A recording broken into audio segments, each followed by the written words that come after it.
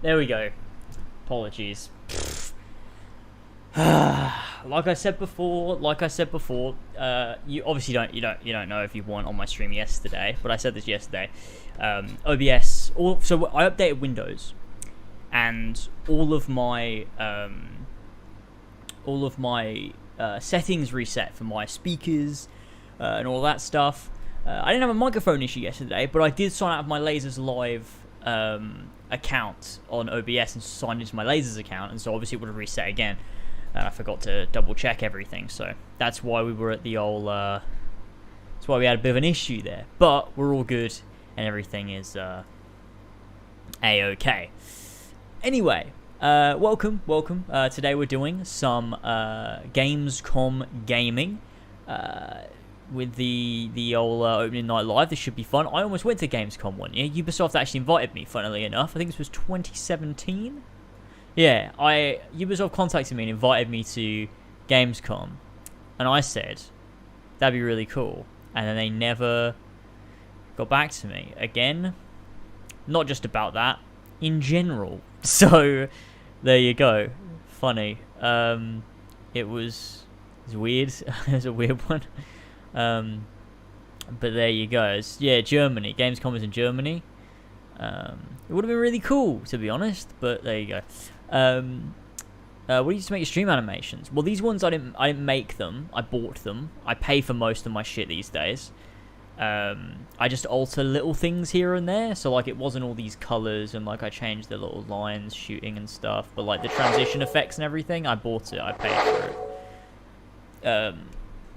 I did try to make one myself, and it was just I was like, I can't do this. I'm just gonna get a person that knows how to do it. So I paid them.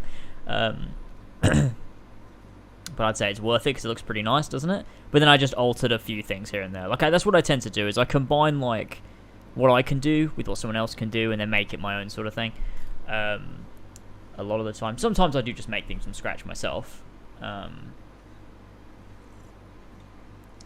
other times I do this. Also, I thought I'd mention, I've got a new donation alert for $25 plus, which is cool. It's a good donation. Obviously no one has to donate a thing, but I'm just saying, if anyone was interested, that exists now. But what do we got today? I mean, we know we're getting the Lego Star Wars, the Skywalker Saga gameplay. That's going to be fun. That's going to be cool. I look forward very much so to that. But apparently Black Ops will show off something. Okay, it's not going to be multiplayer. Maybe it's maybe a demo, maybe a campaign demo with a little teaser zombies or something.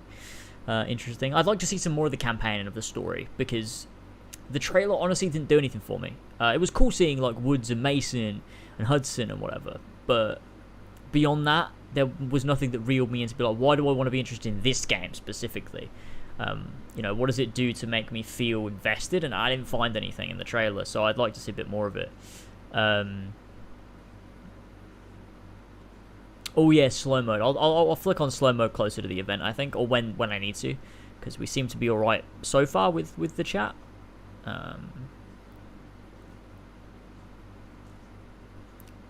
Modern Warfare, yeah, Modern Warfare. There was something about it instantly where I was like, yeah, this is good. Like this is Modern Warfare. We're gonna see Captain Price, then we're gonna see more characters, and it's gonna be this really cool story. Whereas this one, it feels more like a sort of generic military shooter.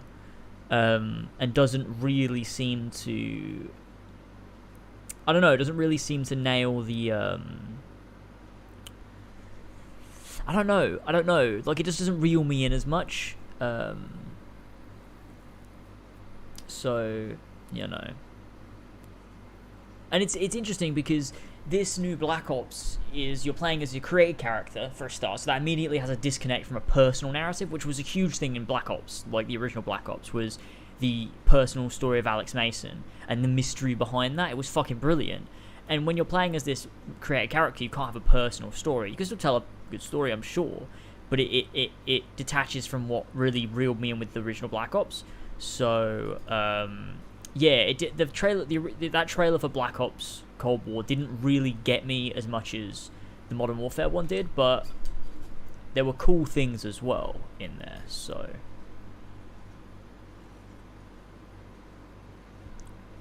Yes, donations are on. At least they should be.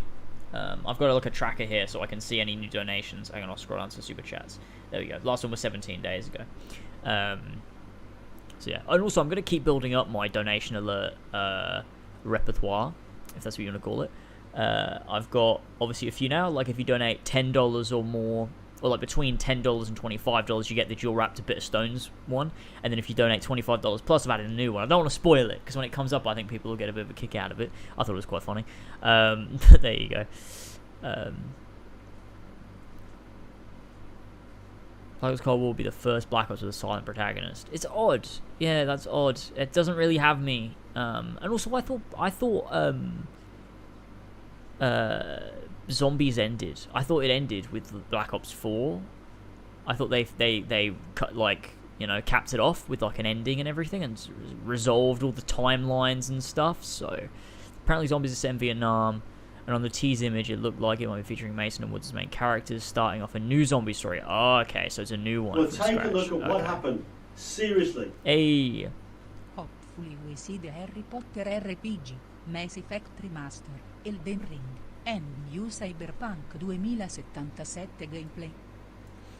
Yes, I agree. I don't think we'll be seeing any Cyberpunk, because they're doing their own little events, so I wouldn't hold out hope for Cyberpunk. Harry Potter RPG, maybe. Mass Effect Remaster, maybe. Elden Ring, maybe. Those are ones where I couldn't say one way or the other whether it will be yes or a no. But what the fuck is that donation voice? It's a beautiful, lovely Italian woman reading out your donations. So there you go. See, I was into the zombie storyline for Black Ops, well, World at War, Black Ops, and Black Ops 2, and then I just fell off, because I never played Black Ops 3, I never played Black Ops 4, but I kept up to date a little bit here and there, with what was going on, but I do not know this, because they introduced so much time travel, and it, like, really fucked me up. It was after, Origins, which I really liked as a map, but, yeah, beyond that, I just lost interest in zombies, because I just stopped playing Call of Duty. So I lost a lot of interest in it, but yeah, they ended like the story with Richtofen and those guys. So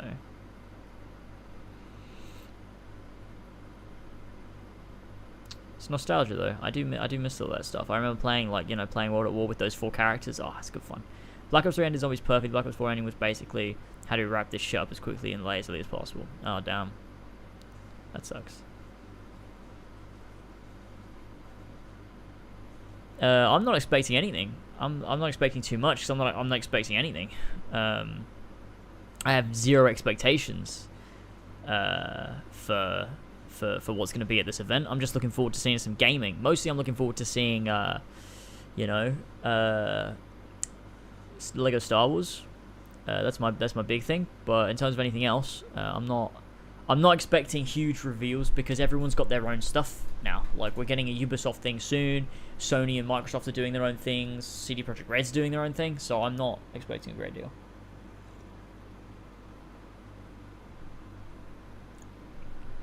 Lego Star Wars, yeah. Lego Star Wars is going to be the... they're going to be showing gameplay, so that's going to be pretty cool. Thank you for the donation, though, Super Saiyan, by the way. Appreciate it. Play Donald Duck sing Simple and Clean while we wait. Isn't that copyrighted? Can I do that or not? No, I'm not going to do it. I'm not going to risk it. Plus everyone will go, oh shit, I must be playing Dark Road. I'm doing the daily challenges here, boys, so we're all good. That's alright. Things are going well. Wait, now you can see it better. There it is. Look at that. Best game. I'm joking. In case you didn't know. And we're not going to be watching the pre-show, by the way. I'm going to let that play behind me. Like, muted. But maybe actually we'll do like an audio test. How's that audio for like when we're actually watching the show? Let me know. I'm gonna mute it because I think that's copyright music. Skate 4 gameplay. Do you think they're doing that? Do you think that'll be a thing?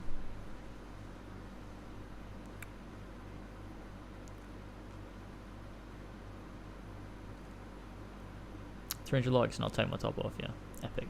I'm joking. I won't do that. I'm playing Kingdom Hearts Dark Road. I've got to get that. Got to get the daily challenges in. I've got to get my epic gaming bits and pieces. That's what's got to be done. Why is it so like fucked behind me here? Do I need to turn this up a bit more? See, if I whack that up, the background's sort of sorted, but then I'm really overexposed. So,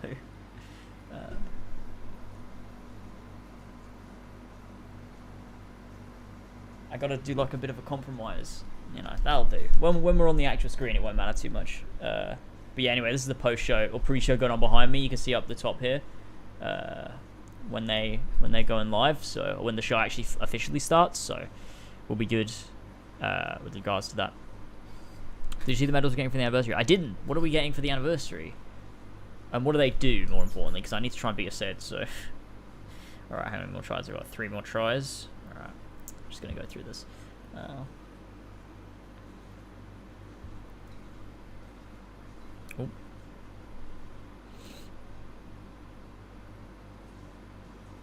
Look in the KH chat. Alright, hold up. Let me just... Actually, I'll whack it open on PC. So I can keep...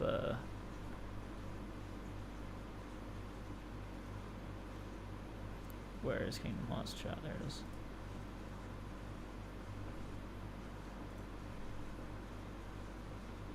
Where am I looking though? Oh, here? These ones?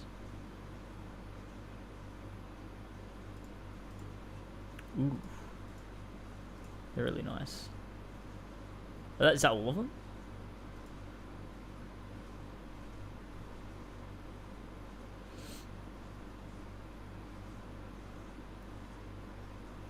They're really cool. I'm a fan. I'm a fan.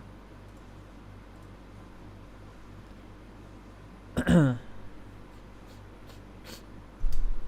that was the Four Pillars Discord there, boys. You can join that. Oh yeah, shall I whack on slow mode? Let me do that real quick.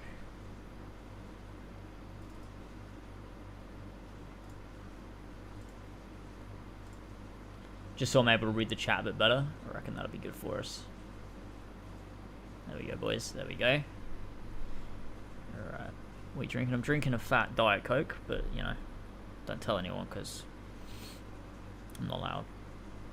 Mum said no. When George used to say that all the time. Classic. The good old days.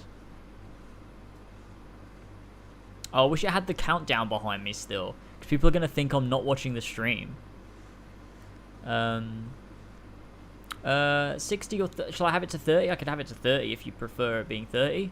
Depends how many people are here. You know, I'll throw on 30 for you. Why not? We don't need a full 60, I don't think. We don't have, like, huge numbers here. At least not now. It's probably because the show hasn't officially started yet. So let's just go save. There you go. Alright, I changed the slow-mo for you there. Alright, I've nearly done with these daily things. Why are you not watching the stream? Lasers, why are you not watching the stream? James, we will see season 2 of Fall Guys. What are your expectations, and how will this have an impact on Team James? Well, I mean, we've got to consider first of all, you know, what they're going to be showing, what's going to be part of that, because obviously this, you know, it greatly affects the dynamic of the team. But obviously we're adaptive. That's our main trait, is we can adapt to any situation, and that means, you know, huge changes and huge shakeups in the way the game plays. So really, it doesn't matter at the end of the day. I'm just ready for some new additions to take the battle somewhere new. You know what I mean? That's what it comes down to. Did you see that boy active Assassin's Creed video? No, I didn't, because, like I've said time and time again, I am so sure he's just a troll. And if he's not a troll, then he's so dumb that why would I give him my time? If he's a troll, I think he's hilarious and I love him. If he's not, then I'm you know, shocked. But he's got to be. He's got to be. Unfortunately, this thing's behind me. Looks like fucking shit. Here we go. I've done all my daily challenges. Here we go. Mission complete. That's another one in the fill out your album event mission. Back in sick, mate. Got 100 jewels right there. Get in my bloody bucket, mate. Let me just get a free card here. I remember in E3 2018, I think you said you don't care much for Dying Light 2 or something along those lines. Did your opinion change in a sense? I don't care a great deal. I think at some point I'll probably play the Dying Light games, because now that I'm sort of just streaming games as and when I feel like it over on Lasers Live. So if you're not already subscribed to Lasers Live, you definitely should go over and subscribe. The link is down below in the description. It's where I do all of my live streams now. So you'll never see live streams on this channel unless it's a big event like this, or checking out a game for the first time, or something like that. That's you know, maybe a big release or early access, something like that. But my main series and my main stuff is all on Lasers Live. So I would go and check that out. subscribe there. But that is that's where I'm doing, like, playing all these games that are coming out. So you should definitely I should really change that Nightbot message, because that's not right, but because now that's where all streams are. But if I were to play the Dying Light games, it'd probably be there, because I'm just playing everything now. So I sort of don't really bother with what's my priority. It's like, you know, what's my priority for making videos and stuff. But then in terms of, like, Dying Light, I'll probably play that at some point. I'll probably just stream it, because it's like, I'm interested, so why not give it a go at some point. When will YouTube give you verification? I don't know, man. I applied ages ago and they just never got back to me. I'm more happy, to be honest, that they gave me my plaque, because if I didn't get my 100k plaque, I'd be really demoralized. I've always wanted one. Harry Potter RPG. I'm not expecting a Harry Potter RPG, but it would be nice, wouldn't it? It would be nice.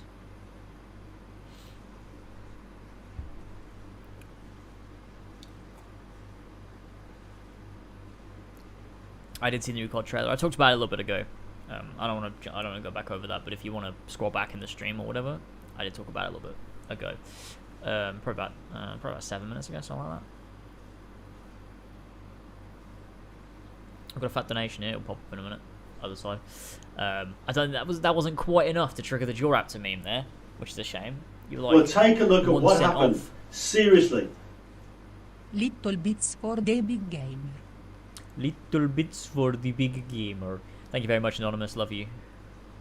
Ooh, I didn't get any mushrooms on that run of the golden premium key. Boys. Let's see what we get. Look, it's Alana Pierce. What's she doing? About to make false claims about Fable again. Joking. I quite like her. I think she's a nice person. Shotgun the Accuser series. Yeah, that's another one. That's another one where I'm like, that might be something to play, you know? The way she said little bits. Horny. Little bits. I got no mushrooms yesterday. Oh, that's sad. Oh, I'm about to get no mushrooms again. Oh, I get one more go. Come on, give me a mushroom. I didn't get a mushroom. Okay, I have one more premium key to go through.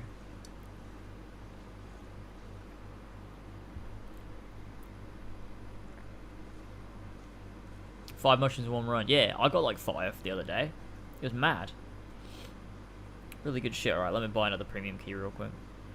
Shit, I have like 9,240 gems, or jewels, sorry. This is great. It makes me beyond happy, I'm telling you. Come on, give me the thing. Give me the fucking thing. I want to level up at least once. Give me a fucking jewel. I hope one day get verified. I hope one day too. I think it's because of COVID they're not prioritizing verifications, so maybe at some point. Maybe at some point. We'll level A now, James, on Dark Road.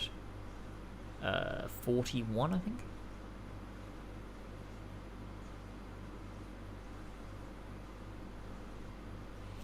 Yeah, the interesting part of Gamescom will be starting in, what the fucking time is it? Starting in 8 minutes, so.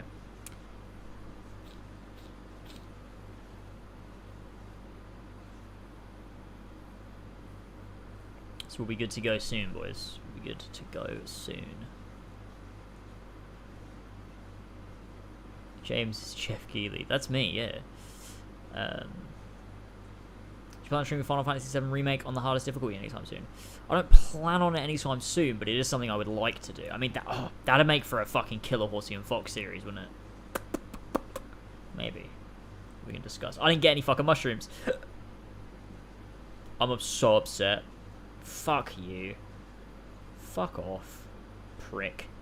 Okay, fine. I'll just have to leave it on 3-star. And just let it go with it. I think... How many gems? Oh, I used all my charms. Shit. Shit, son.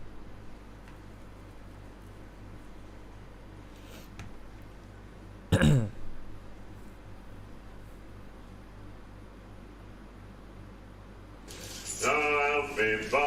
if only that went on to the last one. I can't.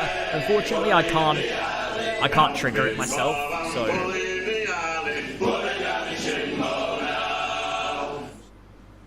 YouTube Trash Super Chat should make $9,99 uguale $10. I mean, it could do that, or you could have just typed in 10 instead of $9.99, and we would have been right. Nah, don't worry about it. Thank you. I'd trigger the dual raptor one, but I can't do it. So there you go. Help me, Bob, I'm bully in the alley. Oh, Near is one I'm gonna play.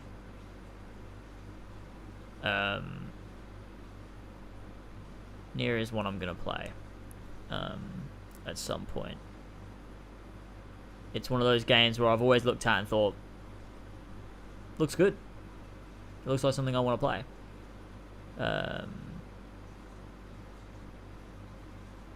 So it'll be, I'm gonna stream it when I'm done with Kingdom Hearts or Halo, whichever one I finish first. I'll replace with Nier. So that'll be over on Lasers Live. So that'll be coming up soon, and that'll be fun. And then obviously at some point, like maybe a series will get postponed because like Valhalla will drop, and I think I'm gonna stream it. Yeah, I saw the new Melody Memory trailer. It was really good. It showed a lot of how the gameplay works and the things that you can do, how you can unlock. It looked really cool seeing the actual, like, the songs being played alongside the big hits. Yeah, that final little cutscene after the logo, boys, oh my god, young Kairi with the arc, and then Sora, oh boy, really hyped. Melody Memory will be on Horsey and Fox, and that'll be the day after it comes out, I believe. So it comes out on November 13th. Horsey and Fox will return November 14th. So right after it comes out, me and George will hop into it, hardest difficulty, smashing through it. It'll be a blast. I can't wait to do some more Horsey and Fox. It's gonna be good fun.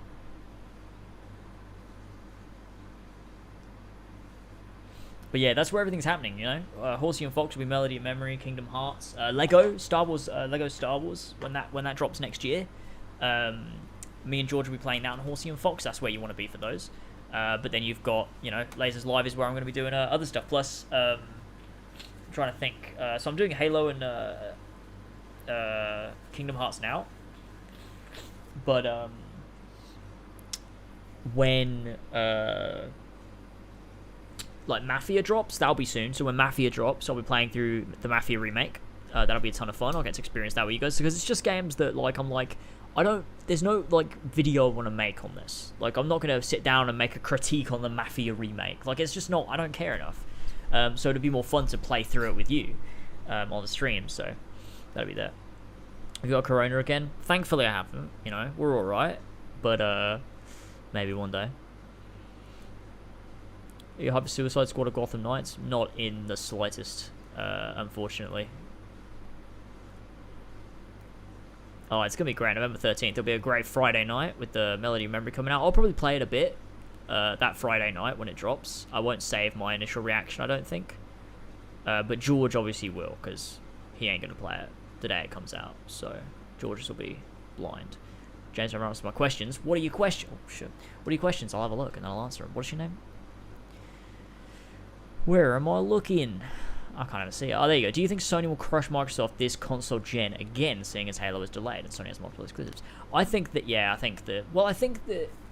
Microsoft don't care about the Xbox. I think they care way more about their software, and so I think they care more about selling their games. They care more about selling Game Pass, to be honest, and Xbox Live and things like that, and their services, which, they're killing it with their services, to be fair to them.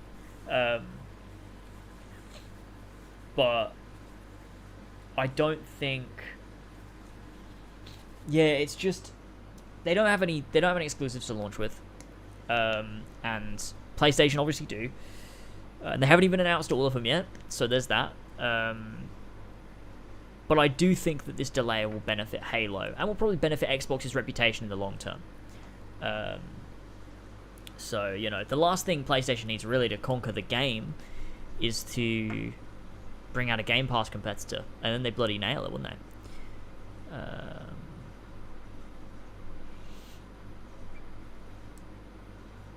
When we get the dog, the puppy the litter that our puppy will be with in the first, because I explained this on my live channel yesterday, but there's 2 litters coming. And if the first litter, because there's one puppy left in the first litter, but they don't know whether it's a boy or a girl, so we put in for that and we want a boy. But if it's not a boy, then we can go with the second litter and get one from that. So it'll either be the earliest, if we get one from the first litter, that's Jurassic Park, isn't it? Jurassic Park Evolution or whatever. But yeah, if we get the first litter, then that'll be first week of November. We should get it. It's due beginning of September. If it has to be the second litter, it will be a couple weeks later. But so latest we'll be getting our puppy will be end of November. And you can bet we'll be doing a fuck ton of vlogs and things on Latest Extras. That'll be cool. But there we go. Yeah, we're gonna name him Sora because they're Japanese dogs, and Sora's special for me. There we go. Shit, this is so good when you do 3-star levels, because I've got 5,000 BP and I've only killed 26 enemies. That's sick. All right, starting now, boys. Let's switch over. That's it. That's all we have for you in this very pre-show. Please be excited for the actual opening night live, in which you'll see some Destiny 2, you'll see Fall Guys Season 2, you'll see Black Ops Cold War, that mysterious PlayStation 5 demo, some things we've probably never heard of before. I think it's going to be a very good show. I'm personally excited about it. I should thank you, actually, for putting up with my nonsense for the last 20 minutes. It is appreciated, but seriously, enjoy the show. Here we go, boys. So what's the plan? Oh. Time to take control of our world. When we feel out of place, disconnected, and divided, there are always repercussions. Do we have what it takes? All right, I'm going in. To be heroes? What we're doing here could change things forever. Tonight, yeah, there's a bit of lag going on there. Together. That's weird. You're with us now. We celebrate who we are. Yes, it's humanity's chance to repent. And what it should be okay now. It should be okay now. With you every step of the way. The future of gaming. I think that was on their Welcome end, to Gamescom Opening Night Live.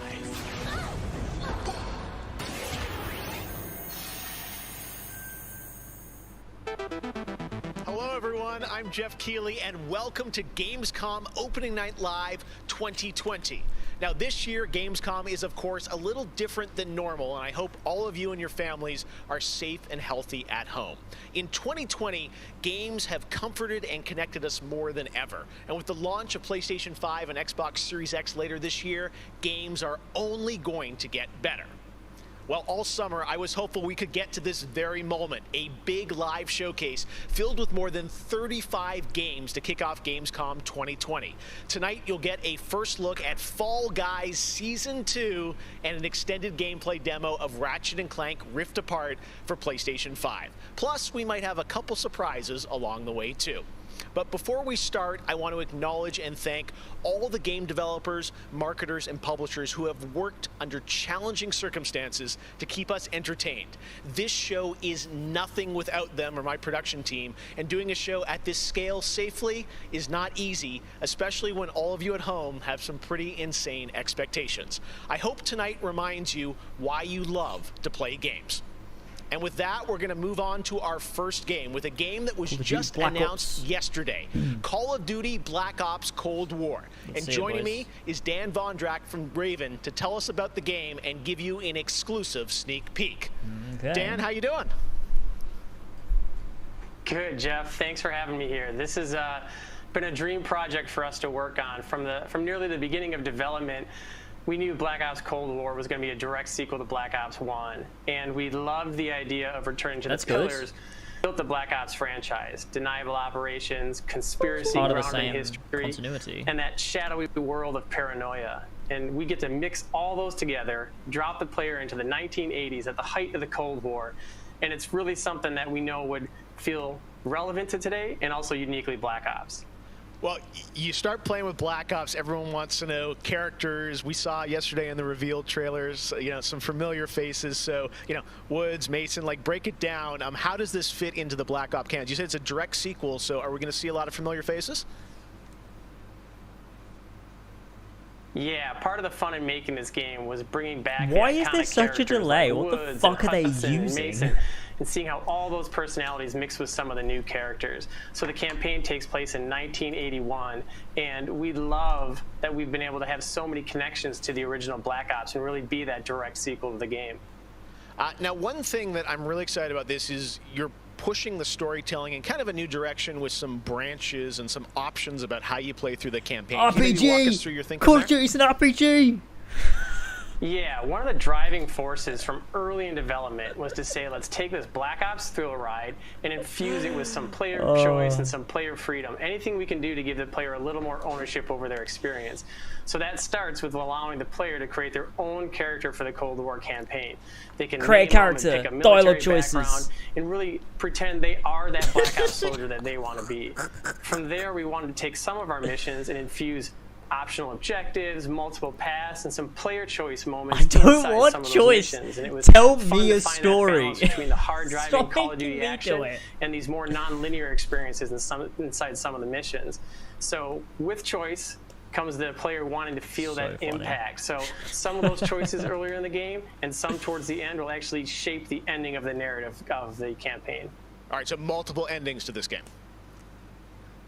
Yeah, absolutely, absolutely. That was one of the big things for us. It's like we love that Black Ops has always been willing to take risks, and we all know they did some of this in Black Ops 2. And with our story and with these features, we love paying homage to those early Black Ops games. Oh yeah, I remember the numbers. All right, well, Dan, we are excited to see more of it. I know multiplayer reveal is coming in September, but since you got a Switch there, maybe you could flip the switch on something exclusive for us. What are you going to see? What? Yeah, absolutely. This is really exciting because this will be the stream first is time not happy right now. Outside the walls of the development studio. This is a scene from earlier in the game, and it's a critical point that really shows the narrative of the world, shows this threat that our heroes are going to be battling. So let's take a look. By the way, this is definitely all on their end. This isn't on my end. This is something's going on with the stream. 1943. Detailed information from the Manhattan Project was stolen from Los Alamos by the Manhattan Russian Project, spy known Captain as America. Perseus. 1968, the Vietnam War.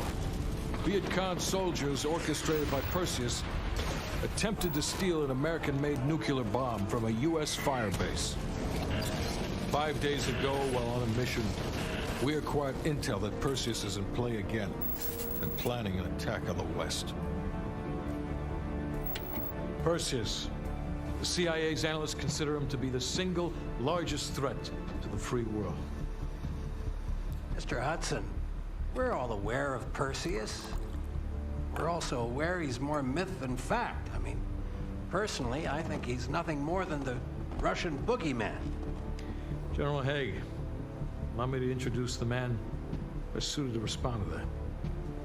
CIA clandestine special officer Russell Adler. He's one of the few people who even come close to capturing Perseus. Mr. Adler, why should we take this Perseus threat seriously? You don't have to, sir.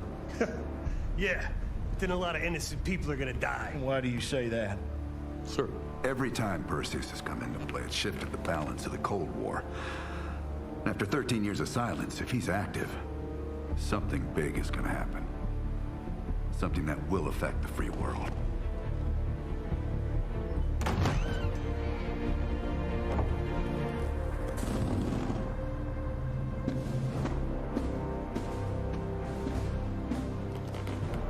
Mr. President. Sir. Mr. President. Mr. President, this is Jason Hudson and Russell Adler. I know their names. Who do you think approved their last mission? Is the threat real? Yes, sir, we believe it is. Can you stop Perseus? We can, sir. I've already submitted the requisition for my team. Sir, their requests are highly irregular. Most likely illegal. If the press gets a hold... What the hell are you talking about? You know who we are? Every mission we go on is illegal. Sergeant Woods, plausible deniability is the backbone of our work. Al, we're talking about preventing an attack on the free men and women of the world. Give Mr. Adler I was gonna say, it doesn't whatever sound he like wants. Woods, does it? Gentlemen, you've been given an important task. Protecting our very way of life from a great evil. There is no higher duty There is no higher honor. Who's and playing while Radiant? You people will know of your struggles. Rest assured, the entire free world. That's fucking Luxord, I swear to God. I know you won't fail us. I swear to God, fucking Ronald Reagan is fucking Luxord. I swear. Tonight we have some new game announcements for you guys as well, including this one, a new next-gen narrative action-adventure game from Reflector Entertainment in Montreal. It's called Unknown 9. The game tells the story of Haruna, a woman raised on the streets of India and haunted by visions of her own death. Haruna struggles to understand her mysterious innate abilities to manipulate the unseen. Check out this first look. I'm interested. Number 9? Number 9?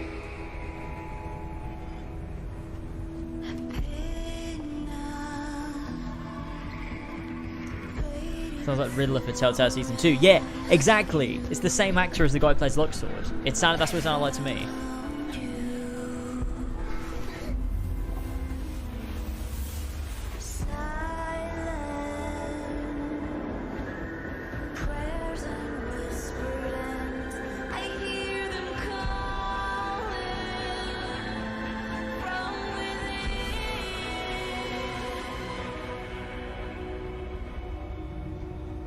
This is going to be one of those games where when the trailer's over, I'm going to say, reckon we'll stream this at some point, and then don't.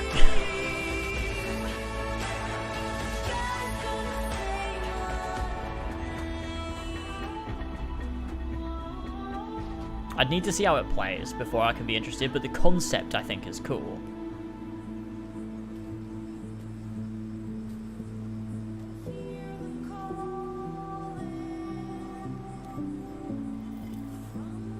Trying to get to Diagon Alley. Unknown 9. It's cool. It's like a cool concept for a game. Interested, but need to see the gameplay before I can be properly interested. All right, let's get to the gameplay. One of this year's biggest games has been Doom Eternal. Tonight, we've got an exclusive first look at the campaign expansion called the Ancient Good Gods CGI trailer Part turns 1. side scroller. Yeah, Check maybe. out. No, he said like a. Didn't he say like a third-person action adventure game or something? Like a linear action adventure game or whatever.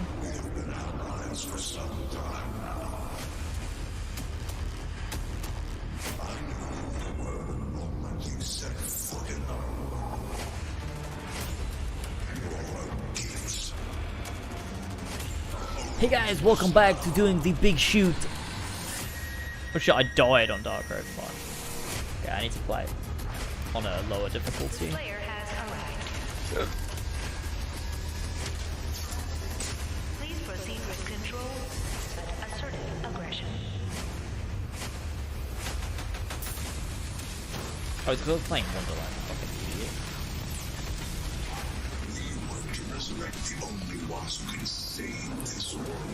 I recognise that voice. That sounded like That sounded like General Grievous. What the fuck?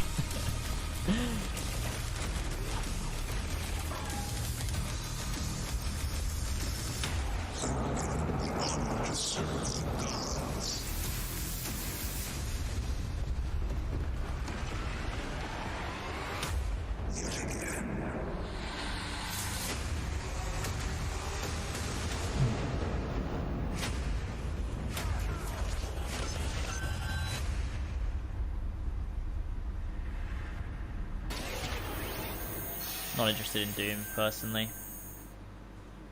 2020 marks the 25th anniversary of a legendary game studio, BioWare.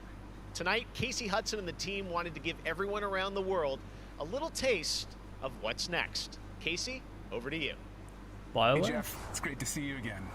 You know, 6 years ago, we were on the stage with you at the 2014 Game Awards, accepting the Game of the Year for Dragon Age Inquisition. And since then, we've been imagining new ways to use next-generation technology to bring the world and characters of Dragon Age to life. We're still in early production, but we thought it was time to give you the very first look. I thought they at tried how Mass BioWare's Effect. passionate team of developers are crafting this very special Like game. Mass Effect Remastered that keeps being fucking rumored. I haven't played Dragon Age, so I'm not hugely interested, but I am interested to see what BioWare are doing, though. I've been at BioWare for a really long time, so I've got to see it grow up and turn from a company of 35 people to a company of more than 300 people. There's amazing people in the industry. There's amazing stories to be told with other people. I love that character so much. It's awesome. We're very experimental here at BioWare, so we're always coming up with new stuff. We're always trying to improve, innovate, and bring new characters to life for our players. I do need to play Dragon Age, though. I do need to. The world of Dragon Age really has got it all. It's got frontier stories, it's got mystery, it's got hard-boiled detective stories, and of course it's all wrapped up in kind of a fantasy setting. I'll stream them. Feel like I'll stream you're the them hero in the Dragon Age world, and you're saving people. Or maybe I have to make a video. I don't know. Is a wonderful world to play in. I am really excited about the future of Dragon Age. This is an original world, original flora, original wildlife, original architecture. I could do like a video that makes it series fun to where explore and discover. I play each Dragon Age game, and after I'm like I played Dragon Age whatever for the first time. To see new things, new places, and interact with people who lived and grew up in these spaces as well. For the game we're working on now, we want to tell a story. What happens when you don't have power? What happens when the people in charge aren't willing to address the issues? The things that you can expect in the next installment are going to be stories that focus on the people around you and the friends and family you make. Something that we'll be able to look forward to in Dragon Age is a really close relationship with game characters who really become real for you. We want characters to either be loved or hated. One of the best examples of that is Solus. Half the community wants to kill him, half the people want to marry him, then another part want to do both. They call me the Dread Wolf. What will they call you when this is over? BioWare and EA has been one of the forerunners in using motion magic technology, and that makes it way more realistic when you're looking at the characters and the way they walk and move and interact in the world. Players want that suspension of disbelief that this wonderful collection of digital pixels is actually a living, breathing soul. No, it's okay. That's the good kind of rumble. I actually design bosses. I help with the creature design team as well. So I do all of like the big threats that you have to go up against. Never playing Dragon Age. Nobody dies on my watch. For the Wardens! Choice is a big part of what Dragon Age is as a franchise. The decisions you make can affect change in the world. Decision making can mean that a party member lives or a party member dies. And it means owning your outcome and reactivity to the choices that you do make. I just love the possibilities that Dragon Age offers us, and I'm excited to explore a lot more I of them. need to play these games. How have I not played these games before? To me, that potential I got so is much what to gets play. you up in the morning. It's a fantastic opportunity every time. I might put out a poll, like, should I play the Dragon Age games and turn it into a video series where I talk about my experience with each of the games as I play them, or Next stream up, it's series? time for something special. What? What? Back to the Future, what's going on? Great Scott! I think there's It's Xehanort. serious miscalculation. What's going on? Wait, you're, the fuck is going on? I'm Emmanuel Brown, Doctor of Physics, not of Medicine, and certainly not that quack from Rick and Morty. We know who you are, but what are you doing Jeff, here? I did come back from the future to this precise moment. On August 27th, 2020, I love because Christopher it's Lloyd. imperative we launch Surgeon Simulator 2 right now. And what exactly do you have to do with Surgeon Simulator? What? In the mid-20th century, some friends of mine from Shire University invented a state-of-the-art medical training facility, otherwise known as the Surgeon Simulator Training Program. Now, 70 years later, we've digitized the experience. What are they doing? It's unbelievable. You can access the program through your computer and then be medically trained from the comfort of your keyboard. And it's available as of... Great Scott! This very moment. I love him so much. Tonight, I want a world premiere, a few examples of some of the incredibly successful test subjects who have already completed the course. So you're saying a world premiere will save our future? Only time will tell. And speaking of time, I'm off to another world premiere, Avengers 26, The Return of the Son of Thanos, opening 2077. And with that, I leave the fate of the human race in your hands. Just make sure you play Surgeon Simulator 2. Doctor's orders. Did they really get Christopher Lloyd and do a Back to the Future thing just to advertise Surgeon Simulator 2? Hey, look, it's me. Give him a little pat on the head. Where does this part go? Wait, there, we got it. He looks good as new. Now grab the good arm and bring it in here. We're dying. He's dying. Oh, no! No, that's not right. My finger slipped. I think it's the right. Jesus Christ! What about? That was just a load of bullshit shouting, like, Jesus Christ. Doc Brown introducing Jacksepticeye playing Surgeon Simulator, only on opening night live.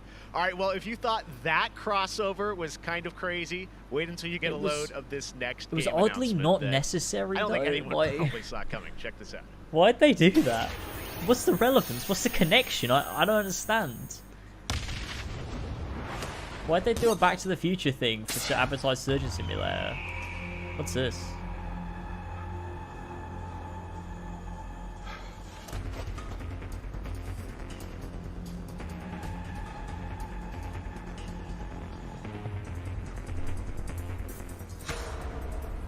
This honestly looks like a fucking Pokemon Go trailer.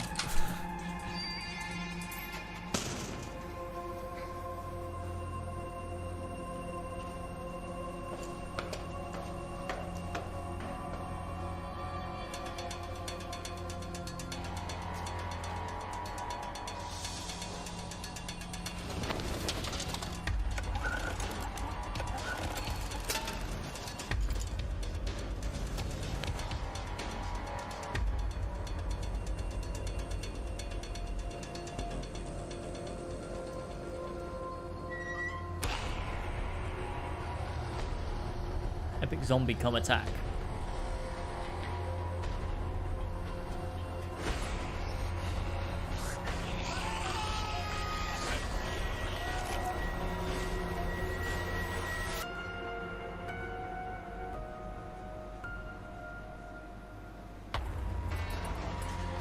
No. No. Don't care. Get out of here. What bullshit, unnecessary, weird... Why? Why?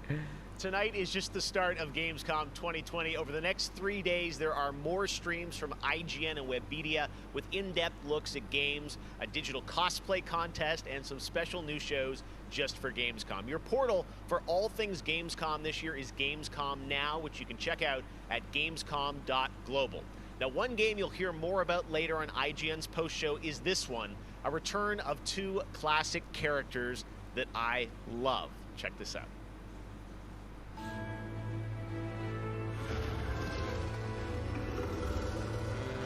In a world gone strange,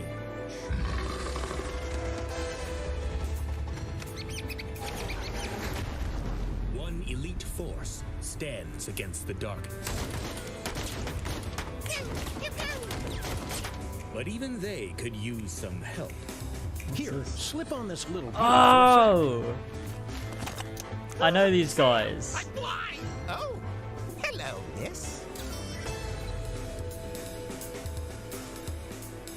That's cool.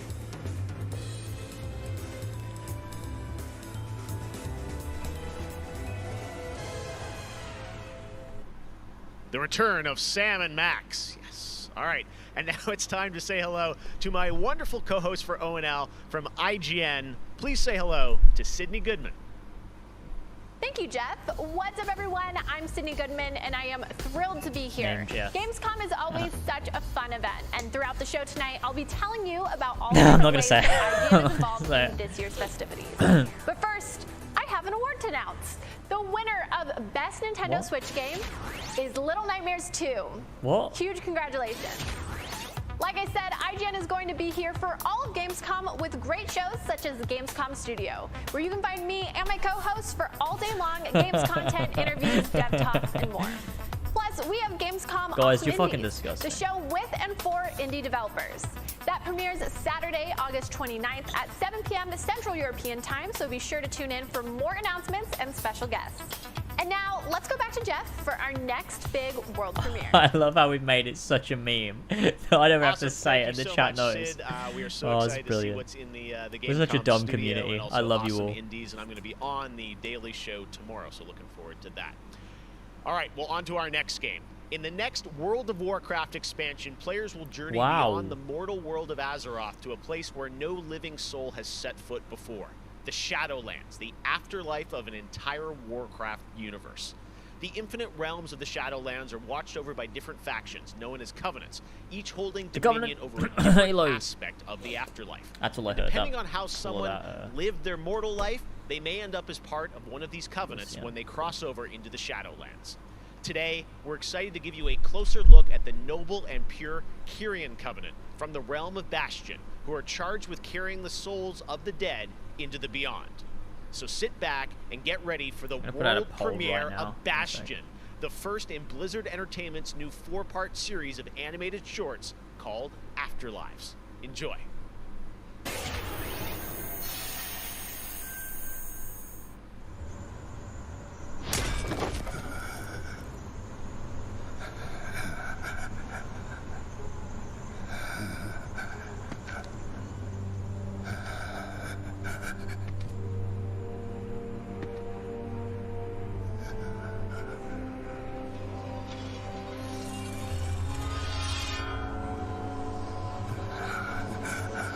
Put up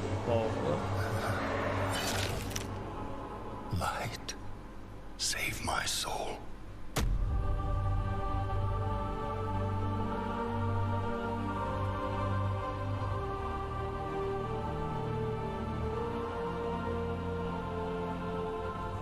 Uther. Where am I? Welcome to Okay, I made the poll. Go to my Twitter, link in the description. Vote. You led a truly selfless life, and for that, you have been chosen. Chosen? To shed your mortal burdens and join the ranks of the Ascended, serving to ferry the souls of the dead unto the Shadowlands. I serve the light, and my work is not done. There is an evil that must be... There is no evil here. The darkness was sealed within the Maw long ago. You're wrong. He destroyed my home, murdered my people and my king. He must be punished. You are an aspirant now. You must I think people accept don't your like new purpose and WoW purge anymore, do they? yourself Like not of this hardcore desire fans for don't like it vengeance. anymore, right? Because it's they like kind of ruined it or something. Is justice. Hey, we're getting some fat Instagram followers. If you don't already follow me on Instagram, links below. Might as well. Why not? You can look at pictures of me. It is beneath your station as a paragon. He cannot let go. He continues to demand retribution for his death. And this concerns you? Many souls take eons to ascend. Yes, but this one seems broken, Thenios. Unlike any soul I have seen, I have begun to wonder whether he was deemed worthy of Bastion. By mistake. Be careful, Devos. I would not let the Archon hear such a thought. In time, he will forget. Trust our ways. Trust the path. This has been the longest thing we've seen yet. And I want to off myself. Devos. How long must we train? Until you are ready to ascend. And what is keeping me from ascension? Nothing but the memory of your mortal life.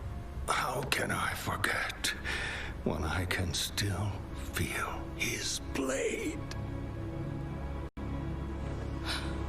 Your soul is wounded. There was no sign of Mass Effect Remaster so far. BioWare have done their bit on Dragon Age. I don't know whether they're going to have another thing. He betrayed us all.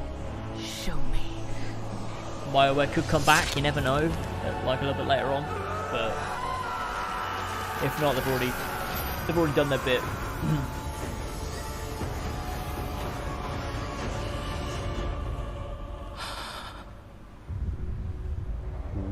The runes on his blade were unmistakable. Oh my god, this trailer, this dark agent runs free on a mortal world with the power of the Maw itself in hand.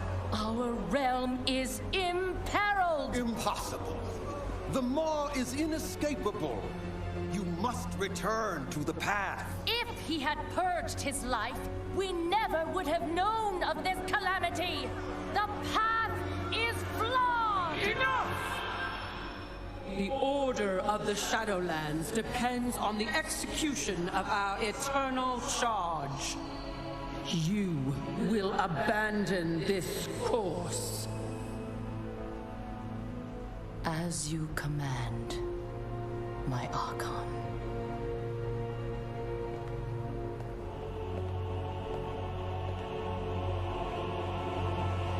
Uther, the time of your ascension has come. I thought I was not ready. Do you wish to see him punished? I do. Then prepare yourself.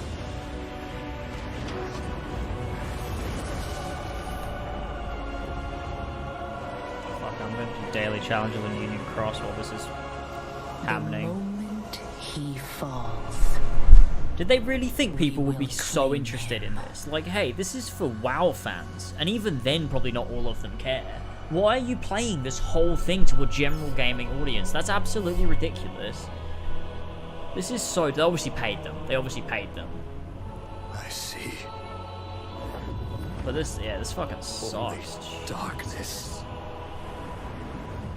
Before me.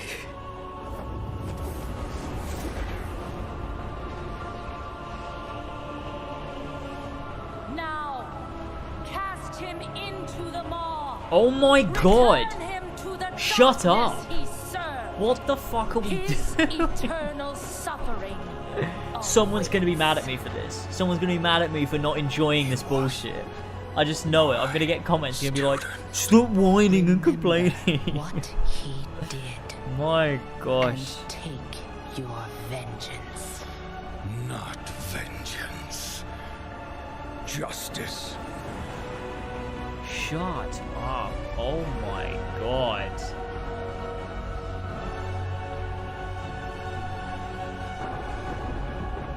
I don't care.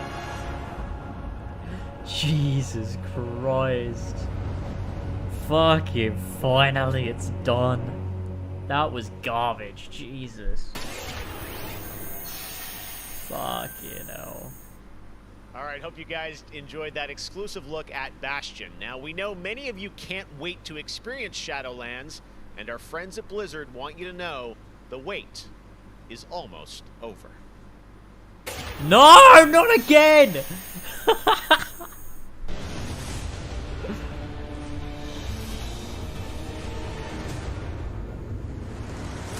Hey guys, and welcome back to the World of Warcraft show hosted by Jeff Keighley. Today we're going to talk about more World of Warcraft. Fucking hell. Fucking hell. Jesus, I'm doing a raid on Union Cross. I gotta get this done. What? Wait, why the fuck am I sharing Donald? Out of here.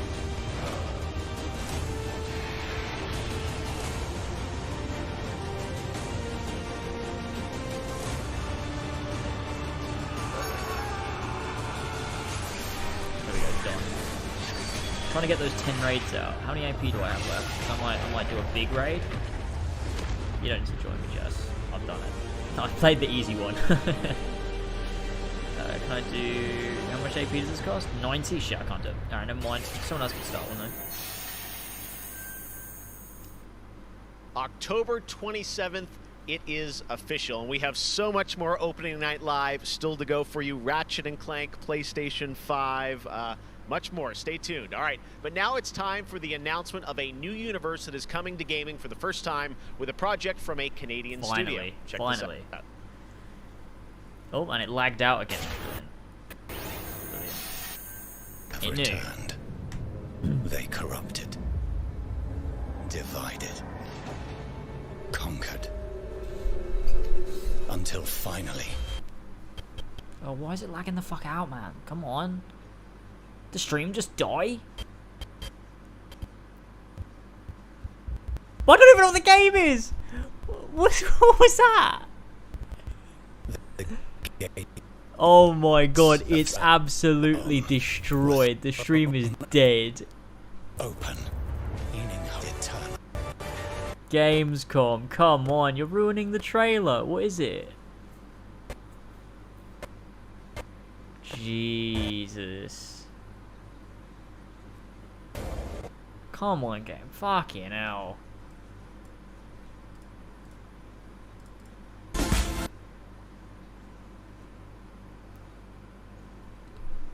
I don't know why I'm doing this. It's not going to fix it, is it?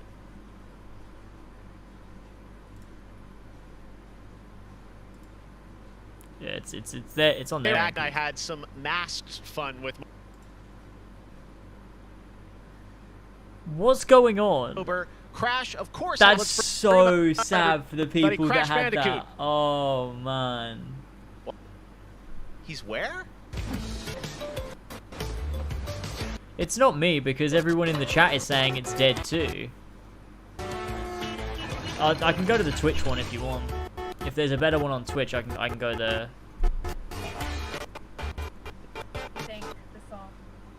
How do I find it though?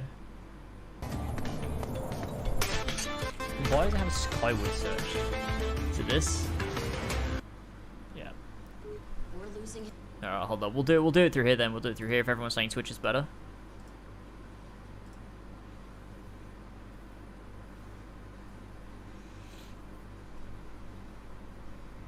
Clearly the YouTube stream has just died.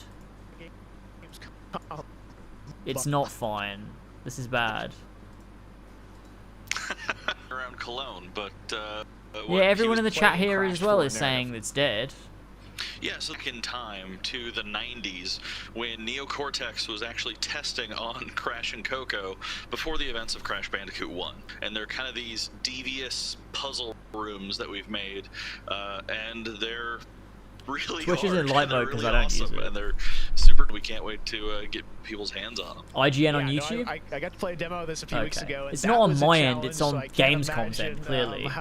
It must be... how are they going to be integrated into the game? Are they let's go to IGN then. Stuff, or how do you get to them? Sure, so players actually have to collect the flashback tapes in the levels themselves. They're an object to pick up, and to actually pick them up, they have to reach them in the level without dying.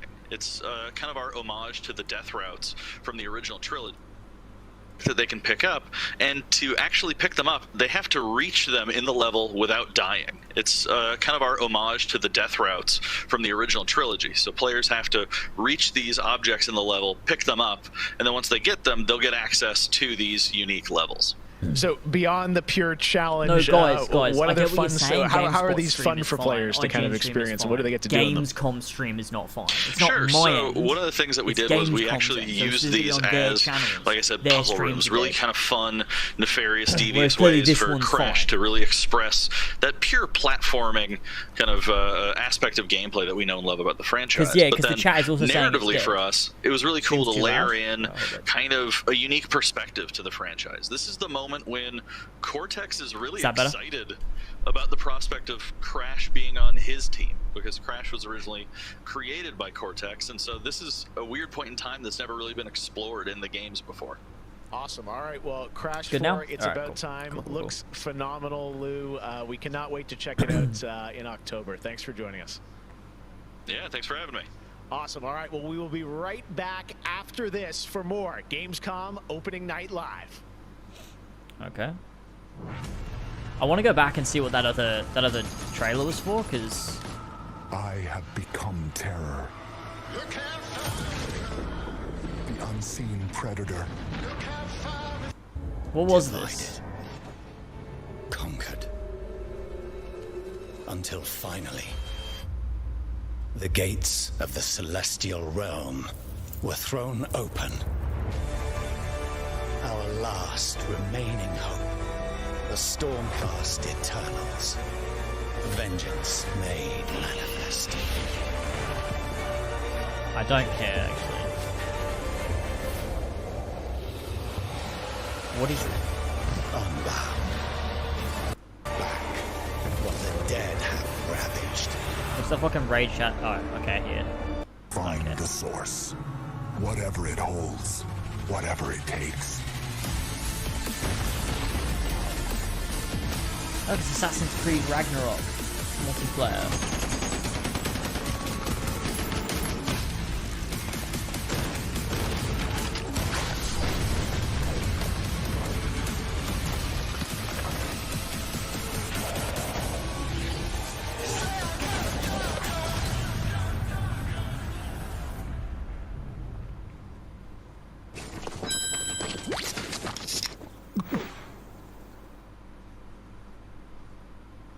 Welcome to the Hyperscape. Enter a contender. Yes, ikuzo. Leave as a champion.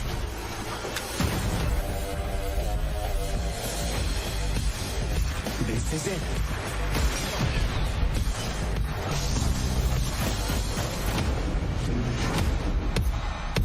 Time to party.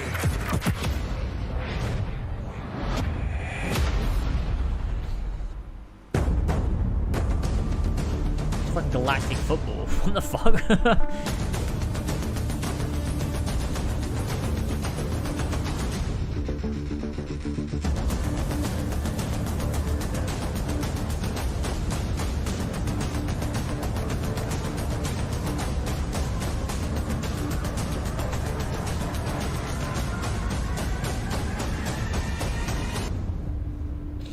Well, it's not, is it? It's galactic football, obviously. Welcome to Necromunda. I can see you're new here. Let me get you up to speed. The Underhive's named well. A sprawl of humanity suffering away like ants. Deep underground where we ain't causing trouble but are rich boys and girls, no matter how loud we are. I recognise that voice Do we actor. ever make some noise? Every Orlok says they could shoot the tail off a lashwork and they'd splash your head from 20 paces for saying they couldn't. I don't want to say immortal, but when their armor, blood, skin and will are of iron, it's a potent combo. Why would someone like you want to know about an all-female gang of psychopaths, drug dealers, killers, cloners, female, and... that's so epic. Oh, makes sense. And Escher will cut you up just for the fun of it. Goliaths are big. That's it. Anything smaller from than Watch them Dogs Legion, doesn't yeah, deserve maybe. to live. And they're just as happy does sound filling like you this, with man. lead as they are smashing you to pieces He with does a bits power where he bomb. just fucking Now, explains the mixing world that whole you're lot playing in. together in a place like this, you can imagine what happens.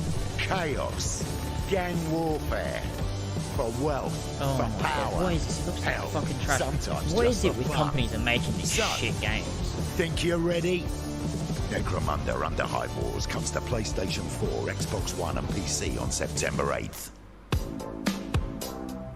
O futuro dos jogos, além de realidades virtuais extremamente fidedignas e realistas, eu acho que também se encontra em formas mais expressivas e absurdas, quebrando cada vez mais esses paradigmas de formato de videogame que a gente tem e sendo usado mais do que nunca como uma ferramenta de expressão artística. I envision the future of gaming to be quite bright. Oh no, but you haven't done 25, so it won't do the next generation of console will it won't do the clearly special allow new AAA donation. and indie developers to build more You get your Xbox, creative-driven games that I hope will cover more diverse subjects. Big love though to both I want to play all kinds of stories about people and places, both real and imagined. I want comedy games, I want autobiographical games. I really want to see what people can do with media. Did we not hear it? Pro futuro dos games, eu vejo uma evolução obviamente gráfica, mas eu vejo ainda mais evolução na inteligência artificial e na maneira como a gente interage com os games.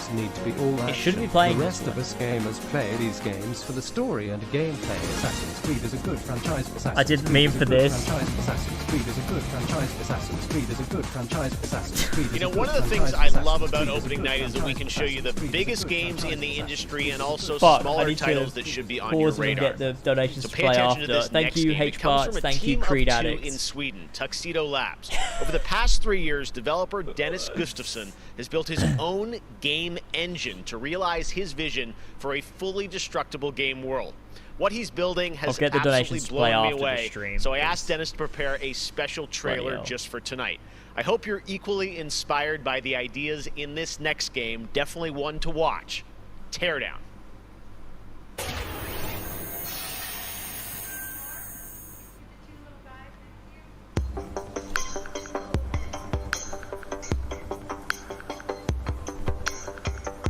Oh, I think I've seen this game before.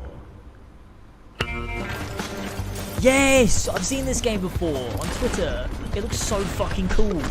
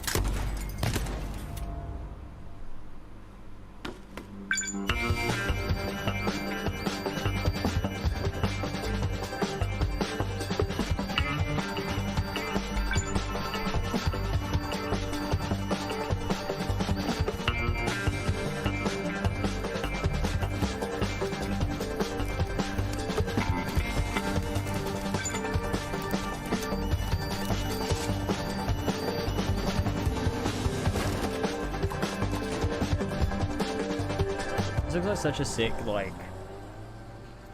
thing. Like, I just love the physics of it and everything, more than anything else.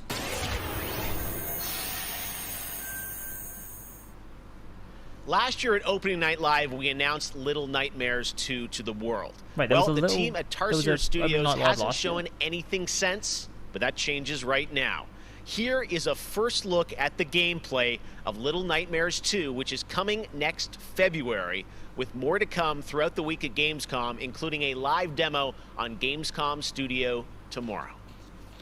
I might stream this one. Hey, I didn't say it. I haven't said it at all this stream.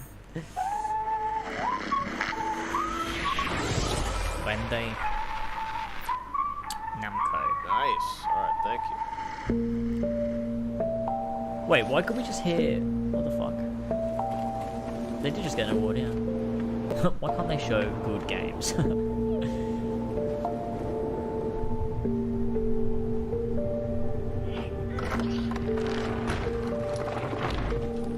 Just doing some daily challenges here.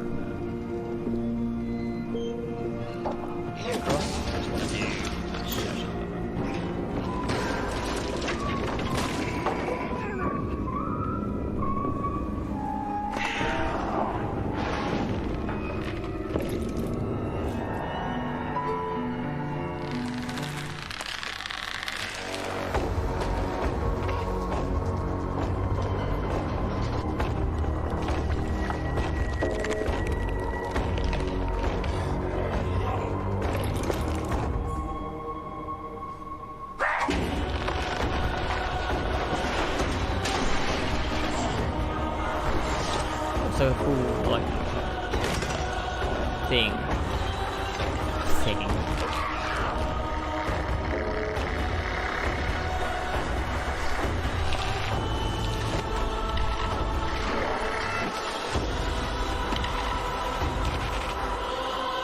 I'm never gonna play it. quick look. I didn't do it. I'll just give up.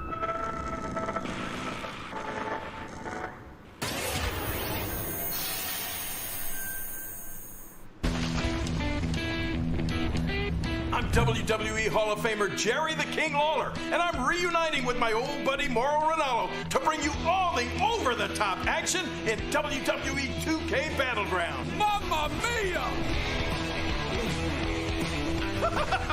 This is great! This arcade-style video game is over-the-top outrageous, with over 70 WWE superstars and legends brawling it out like never before! Oh no! Hold on to your toupee, Mauro! Look out below! WWE is L-I-T! You know, I'm a little more old school than Mauro, so I can't wait to see these WWE legends teach these kids a thing or two. And you know what? Here's a closer look at the insane action. It's a great evening for WWE action. Oh, wow! Take that, Mauro! Man, it's so good to see the Bella Twins at their best. And now, let's keep this party rolling with another matchup. Oh, look out, Mauro! The Undertaker has risen, and Finn Balor is about to be taken for his last ride. Mamma mia, what a move! Finish him! Oh, no! He just hit the snooze button! How do you lose like that? What's the matter with you legends? This is just an example of the pandemonium that you're going to experience when you head to the battlegrounds. Whew, that's a big toy hammer! Oh, I can't believe my eyes! Seth Rollins delivers the stomp! What a night! What a night! This is the greatest thing I've ever seen! Pre-order WWE 2K Battlegrounds today and brawl without limits. Mamma mia! Oh, sorry, Mauro. I know that's your line. Hello again. I have even more awards to announce, so let's get right down to it. The winner of Best Action Adventure Game is Watch Dogs Legion. The city needs a resistance. And it starts with you. What do you say?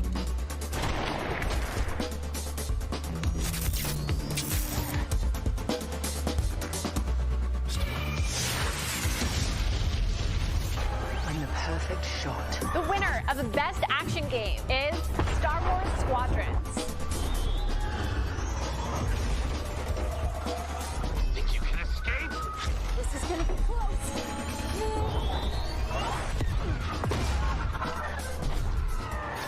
The winner of Best Multiplayer Game is Operation Tango. Operation Tango.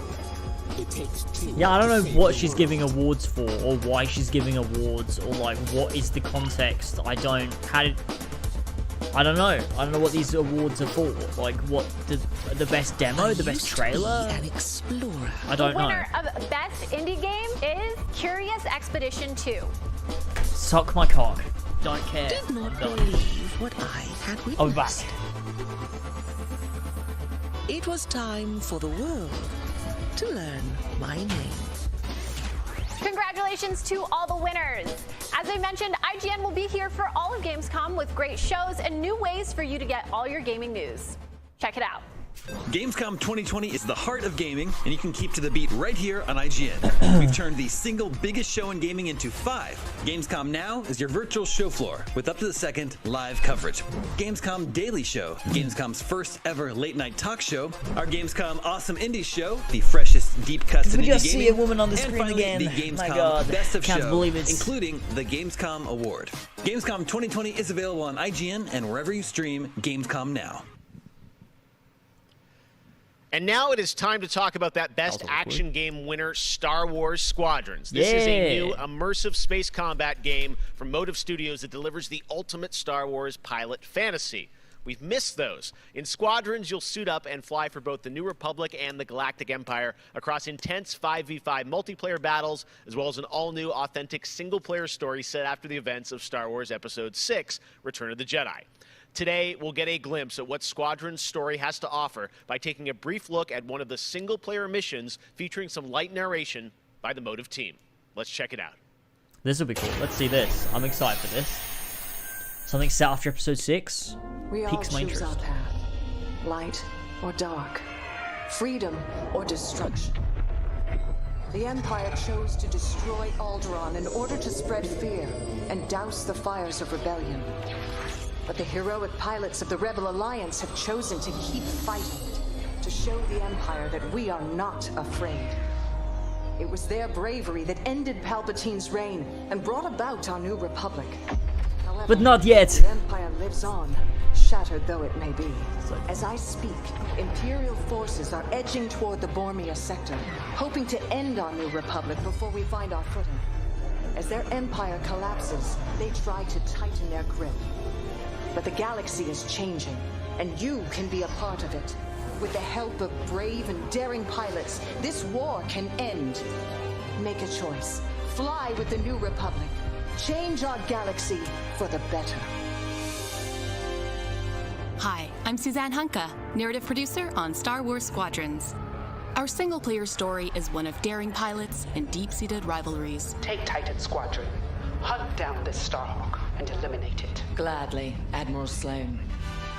Over the course of the story, you'll fly as two pilots on opposite sides of the war. And, like all modes in Star Wars Squadrons, you'll have the option to experience every mission fully immersed in VR. Wedge Antilles, Rogue Squadron.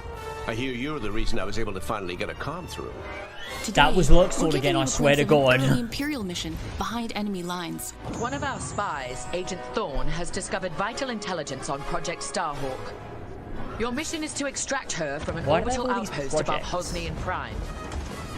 Behind enemy lines, you'll have to eliminate perimeter defenses. The outpost is defenseless. When you've secured the area, you will escort the Gladius to the outpost, and our extraction team will acquire Agent Thorne.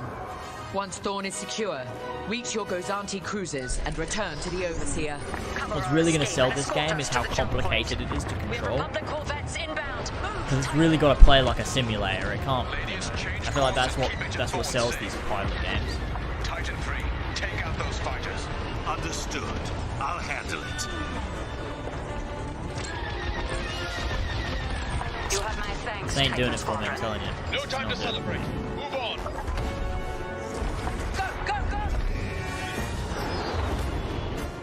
Each mission will immerse you into the escalating conflict between the New Republic and a shattered empire.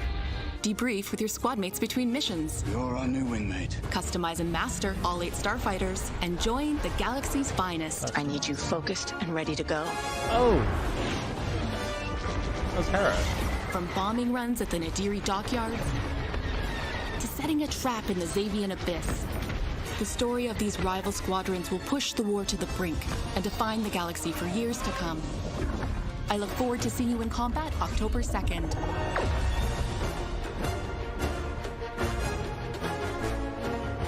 It looks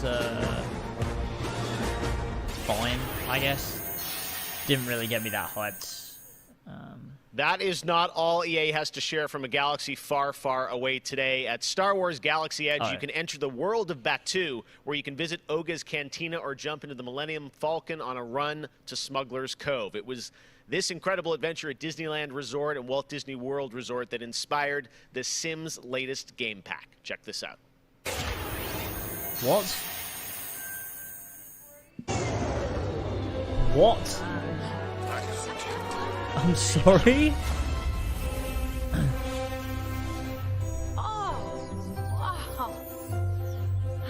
This will cost $60.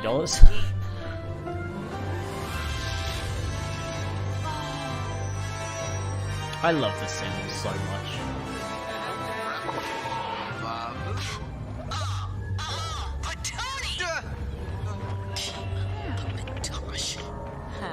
One genie. Shupaza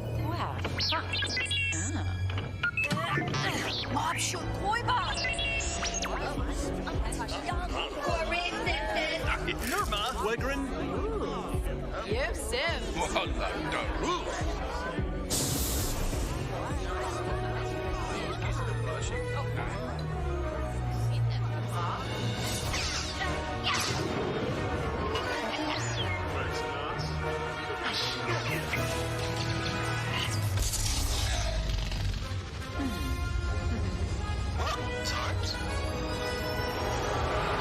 I wonder what stuff you can do in The Sims like with this. Oh, that's so cool. If The Sims and their expansions didn't cost a fucking fortune, then it'd be cool. But it'll be so overpriced. But I do love The Sims. And that's a pretty cool partnership deal, to be honest. That's pretty cool.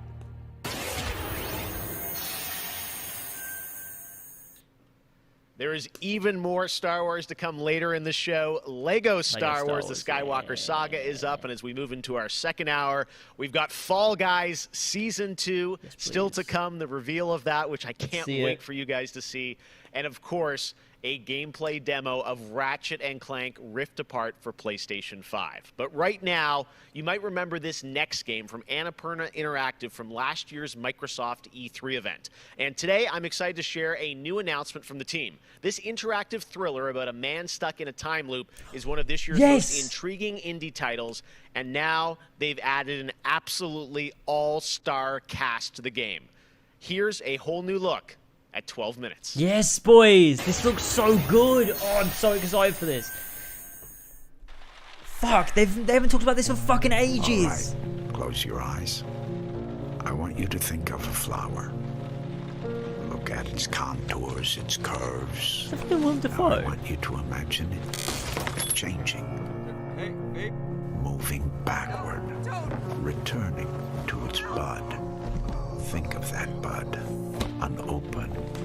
Look at it as a whole. Then silently repeat these phrases. May you be free from suffering. May you be free from fear. This game's gonna be so good. Peace and joy. James Mangold, Daisy Ridley? What? And Willem Dafoe. This is gonna be so good. Oh my god. What do you mean coming soon? Give me a release date. Oh god, I'm gonna love that game so much when it drops. That's gonna be a really special indie game. So glad to announce that here on the show. So excited. Now, last year at the Game Awards, we announced Godfall, a new looter shooter coming to PlayStation 5 and PC from Counterplay. Tonight, we've got a quick sneak peek of one of the new Valor plates, with more footage coming as part of Gamescom 2020. Check this out. That's Xbox's best exclusive.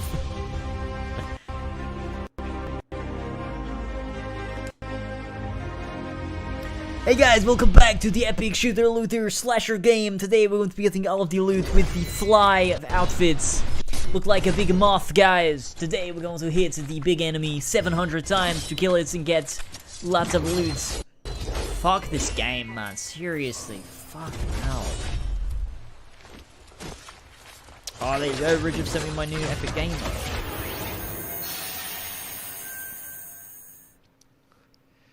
We have much more O&L to come. Exclusive looks at Lego Star Wars, the Skywalker Saga, Fall Guys Season 2. Wait until you see what the Mediatonic guys are up to, and so much more. But first, I'm sure you saw that earlier this week, Heart of Deimos, Warframe's newest expansion, was released on PC, Xbox, and PS4. And today, it's also on Switch, all platforms. Here's a look at the Heart of Deimos. Expand, explore, tear the veil asunder, subvert new territory to our sovereign will. But that was what it wanted too. It raged unchecked through metal, bone, flesh. Life. We are infested with it. These shows, I tell you what, these shows this year have been fucking bad. Like, now, just so bad. The gateway is failing. The jaws It's closed. such a shame. Like, when E3 isn't there, suddenly every show sucks. Like, what is going on? It's so weird. I can't wait. Hopefully next year E3 is back. Please, just let's just get rid of COVID. Let's just get rid of it. Turning it off and let's bring E3 back from the fucking dead. And just have a great gaming time for that 1 week of June. Like, oh, it's the best. This is fucking boring. Like, all these events have been so boring. I can't even remember, like, one good event. I genuinely can't remember one good event.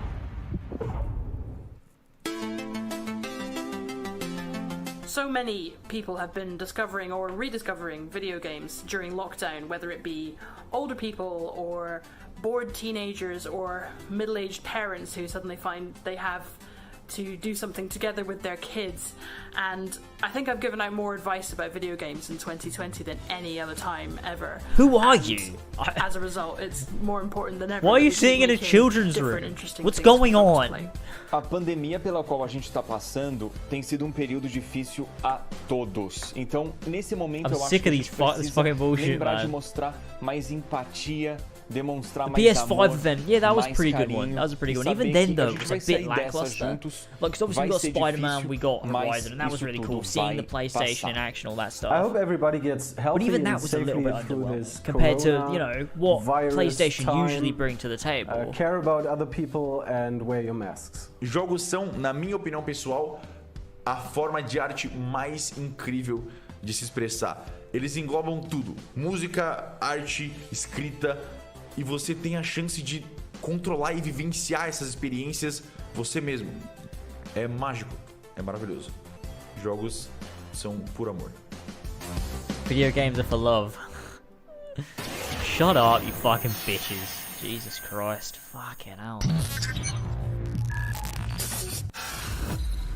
Alright, what we doing now then?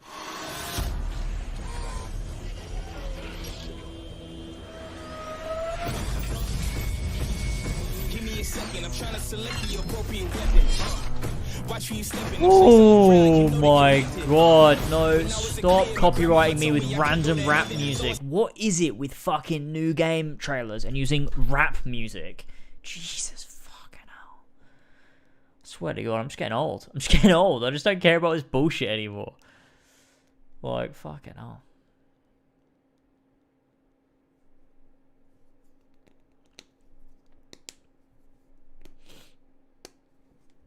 I'm tired. I'm fucking tired, man. I'm fucking tired. I want to fucking die.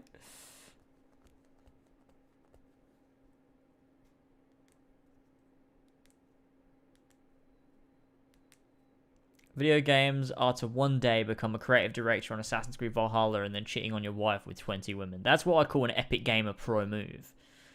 If you had to pick one multiplayer to play, which one would you pick? Halo. Halo 3 specifically. If I had to pick one multiplayer game to play, fucking Halo 3. Easily.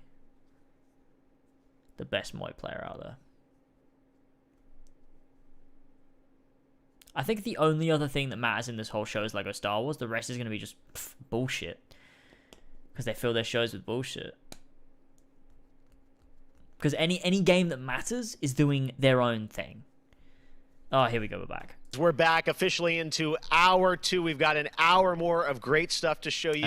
Destiny 2 Beyond Light. Stasis, you're going to see a brand new look at that. Fall Guys Season 2 and Ratchet and Clank for PlayStation 5 and so much more across the next hour. Opening Night Live continues, and it just is the start of Gamescom 2020. But right now, on September 25th, Mafia Definitive Edition launches, a comprehensive, built-from-the-ground-up remake of the original Mafia. Tonight, we've got the exclusive debut of the next trailer called A Life of Reward Too Big to Ignore, which deals with Tommy's induction into the Salieri crime family. Check this out. This will be interesting. I'm looking forward to this. I've never played Mafia 1, so I'm looking forward to this for sure. This will be, obviously, like I've said, this will be one that I'll stream. So. In this room, they're here because they have the only thing that matters to me. The only thing that should matter to any of us. You know what that is, Tommy? They're loyal. That's right. This looks so cool. I love that. I hope you can do some cool stuff in the open world. Busted your back doing an honest day's work in a city that's been trying to scrape you off its heels since the day you stepped off the boat. And the next you're stuffing your pockets full of Salieri's dirty money. Go get him, Tommy! Teach these boys a lesson. Break every bone in their bodies. You want me to become one of those Wall Street boys? Don't sass me, Tommy. I'm trying to teach you the ropes, so you don't get strangled by them. Look at it. This looks Now like you stay straight with me, you're gonna be living the high life, Tom. You abuse my trust. Don Salieri, you won't ever need to worry about me. Okay, then. Welcome to the family. Oh, that looks really good. Looks really good.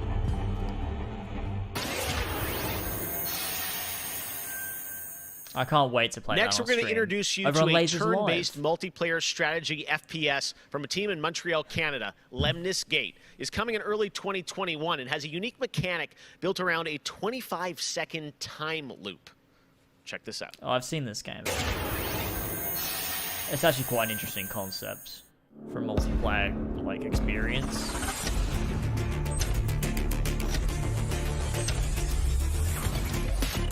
Because each turn you have of it, you set up like something else, so you can pull off some like really cool shit.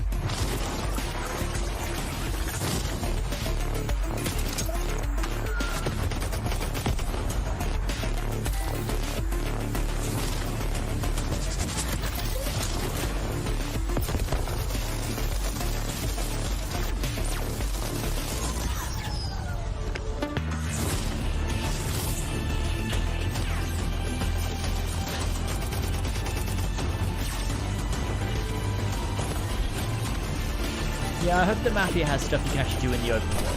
Like, I would like to, because the world looks so beautiful and so cool and so immersive that it would be cool if you can explore the world in an immersive and meaningful way, somewhat like a Grand Theft Auto does, you know, with actual activities you can do, buildings you can enter, you know, even just going into a bar to, like, go grab a drink or something. Next spring, get ready to experience memorable moments and non-stop action from all 9 Star Wars films in LEGO Star Wars The Skywalker Saga. The entire series has been reimagined with new fun-filled LEGO humor, and now we've got your first look at the gameplay trailer. Gameplay trailer? I thought they said gameplay, not gameplay trailer. No, I thought we were seeing actual gameplay. Okay, whatever.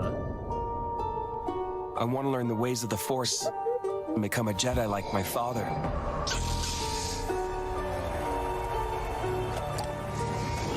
The Force is unusually strong with him. That much is clear. Twisted by the dark side, young Skywalker has become. Help me, Obi-Wan Kenobi. You're my only hope. That boy is our last hope. No, there is another. I'm from the Resistance. Your sister Leia sent me. We need your help.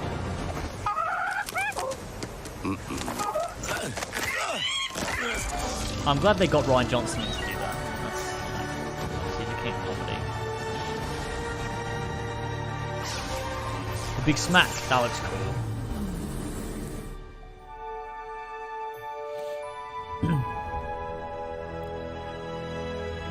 The Force will be with you always. This looks sick.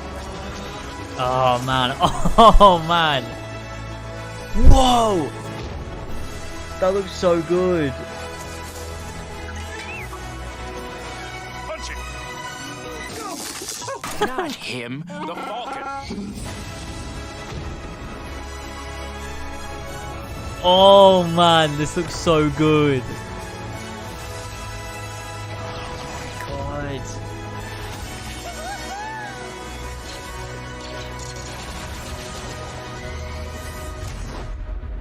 I am a Jedi, like my father before me. So be it, Jedi.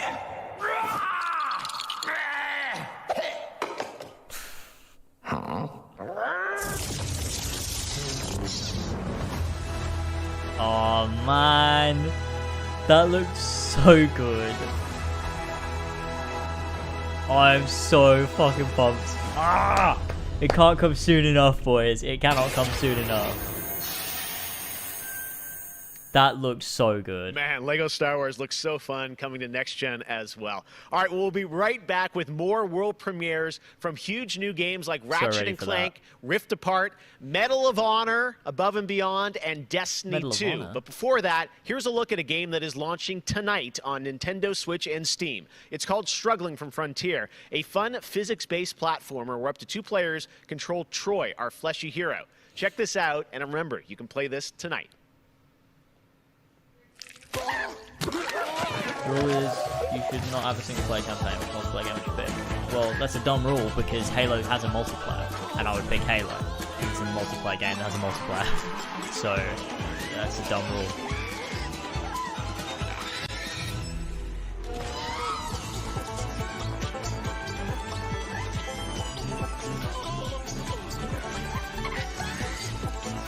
Okay.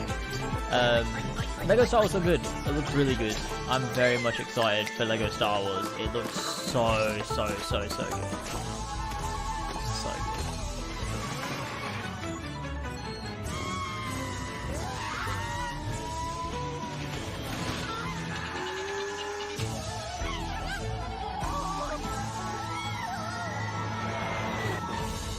God, that looks trash. Jesus Christ.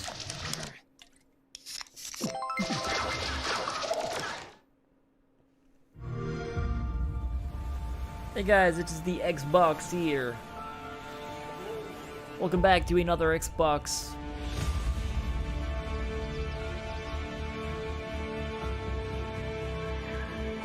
Oh yeah, Lego Star Wars is so good.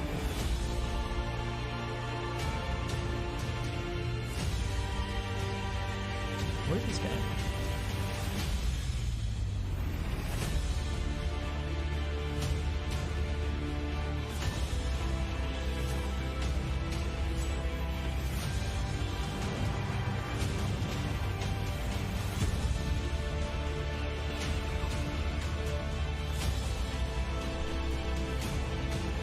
With my lust recently for RTSs, this really appeals to me. What the fuck is it?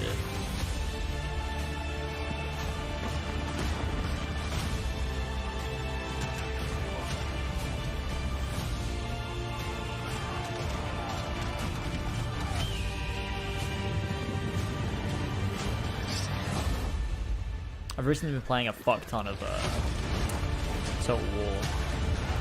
Fun. Really fun. Rome 2.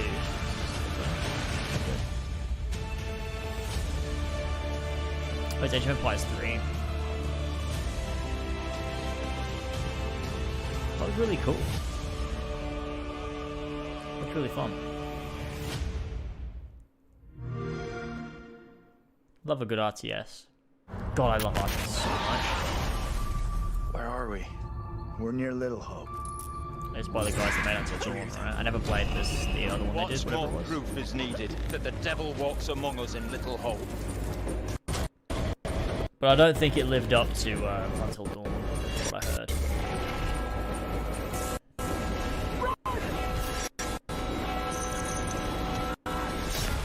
Ooh. If you really like the stream, by the way, drop a like. We've only got 304, we've got over 700 people. Come on, boys, we smash like 700 likes, let's bloody go for it. Bloody smash it out. Then they suck it out. I was like, that's a fucking weird thing to say.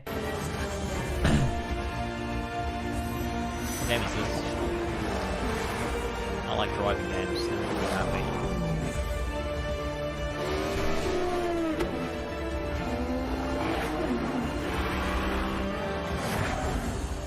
Project Cars. I gotta say, the game that I've given the most hours to, that I love going back to, is Assassin's Creed Odyssey. And I have to say, since this new reboot of Assassin's Creed, so to speak, that was my first time getting into it, and I have put almost 400 hours into Assassin's Creed Odyssey. At the moment, I enjoy to play Fall Guys with my friends. It's very fun, easy to learn, but hard to master. I have a few games that I binge play, games that I return to every year. Halo, the entire Master Chief Collection, is really a big one for me where that's concerned. but I also still just casually binge Animal Crossing, and I've been doing that basically all year. I haven't put down Animal Crossing since I downloaded it. I find the daily repetitive rhythm so soothing and predictable. Although, much like my house, my island is still a complete 10. Up next, we have the award for Best Microsoft Look, it's a woman that game. just gives us random And the awards winner for no reason. is Tell Me Why. Congratulations to Don't Nod Entertainment. Well, after a big day of Gamescom events and announcements, you'll be happy to know that IGN is going to help you digest all that info with Gamescom Daily Show. Over where you did, can there's get a all big the daily puddle of highlights and a vomit. late night show experience from gamers That's all right. for gamers. I Back live in to you, Jeff. squalor. Thank you very much, Sid. And by the way, congratulations to Don't Nod for Tell Me Why, a really important game that is out now that you can play on Xbox. Is it a really Xbox and important Game Pass. game? It looks And, shit. as we know, there's a lot going on it's in the about world, fucking and trans that goes people, of beyond the course. pandemic. Between social conflicts we're seeing in the news and that acts makes of it better nature, than it is. we can see how vulnerable What they did we was as they made a people shit can game and went, sometimes let's be. put a And like now I social think it's thing as in here. important time People will as just ever praise to it for remember existing, to come even though together it's shit. and support one another. We are a global gaming community. There are millions of people watching tonight, and I know we're all here because we love games and we know that games are good in the world and can bring us together, and I think we've all felt that in 2020. So I think that's really important to remember amongst all the games and trailers. All right, well, one way as a community we can come together to do some good is the Gamescom Forest. Gamescom has launched a reforestation project by planting a Gamescom Forest together with the community. Gamers worldwide can go to gamescom.global and donate to plant more trees. So let's plant a forest together. All right, well, now we're going to move on to another game, and this one was announced back in May. Chorus is a dark space combat shooter where players take control of Nara on a quest to destroy the dark cult that created her, featuring rich, ray-traced 4K 60 FPS environments on next-gen hardware. Here is the first look at gameplay from Chorus. One gay. So dumb. So dumb. You have broken my heart. For your betrayal, you will be broken. What's this? Oh, is that shooty space thing?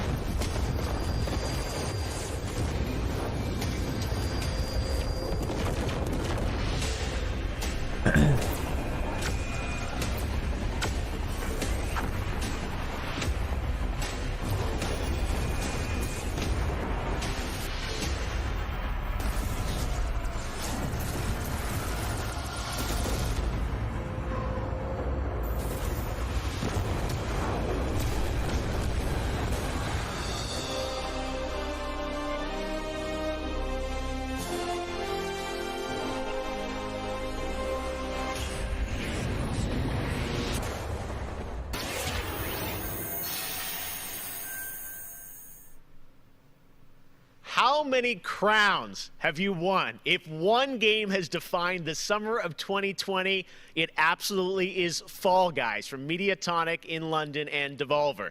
This game is setting records and putting a much-needed smile on everyone's face. Fall Guys, I think, represents our industry at its absolute best. Well, soon the Fall Guys experience will evolve with Season 2. There's a lot of new stuff coming, and tonight, Team James, let's get a Mediatonic is Team about James to in the give you chat, an boys. exclusive sneak peek at what's next. Get ready. I think the internet is about to freak out. Here it is, Fall Guys Season 2. If you're interested in seeing me stream Fall Guys with Team James, head over to Lasers Live. That's where we do our bits and pieces on this game. Hey, I'm Joe. I'm the lead game designer on Fall Guys Ultimate Knockout, and I just want to reach out and say thank you to everyone who's been playing and enjoying the game so far. As a team, we've been looking at all the fan arts, the memes, and the montages that people have been posting online, and the response to the game Somewhere here should just be that fan art of the Today, we just character wanted with to the give everyone their massive first sneak cock. peek at the rounds and the costumes that they can be enjoying as part of Fall Guys Season 2. There's literally in the hidden replies on every single one of their tweets. It's amazing.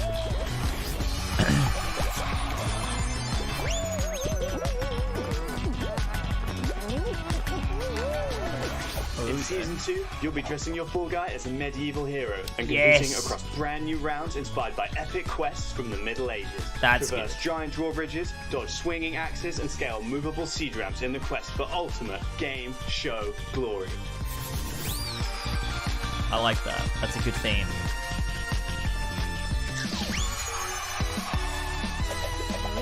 I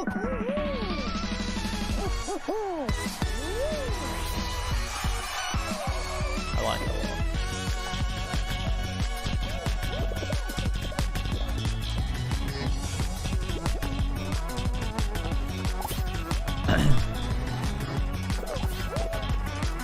Let's be real though, this game's gonna be fucking dead soon. It's gonna be such a dead meme. We hope you've enjoyed the sneak peek of Fall Guys Season 2. We're still adding the finishing touches to development, but if you want to stay up to date, then at Fall Guys Game on Twitter is where you want to be. See you on the start line. No stealth. I just come in with the boys and I fucking raid that shit. My father has Colorado in the palm of his hand. With the boys, I fucking raid that shit. And he's afraid to close his fist. I am not.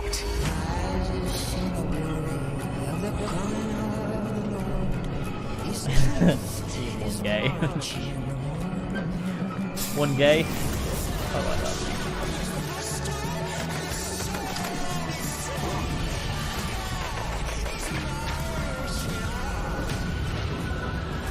Liberty's got more brains and cunning than both her brothers put together. She's the only one who could actually run Colorado. She's already tried once. Vic's a depraved child, and Val's a brain without a spine. The years my father wasted grooming them for glory when I was right there.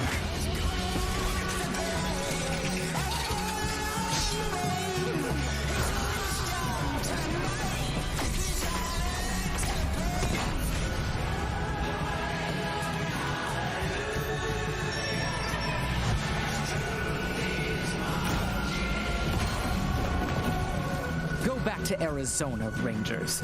Then I'll pretend none of this happened. Stay, and you die alone.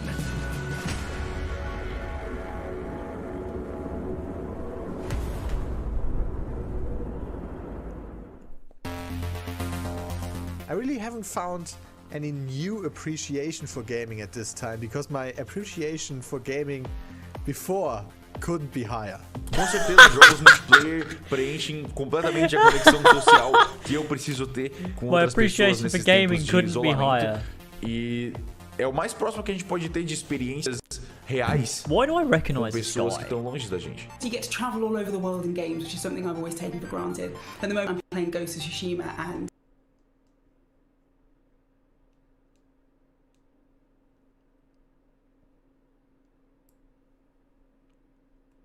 music or whatever, and it's just fine for me. What she had to say just didn't matter, I guess. To play with friends or even with my family, to have a lot of fun. This stream is a mostly at home with small children, and gaming is the only thing that I get to do for myself anymore. I find it's not only an escape, it's also a way to challenge my brain. Gaming is becoming clearly more important for a lot of people. You know, play is a natural instinct, and from Animal Crossing to The Last of Us Part 2 or Ori, yes, it's definitely an incredible time now to be a gamer. What's going on?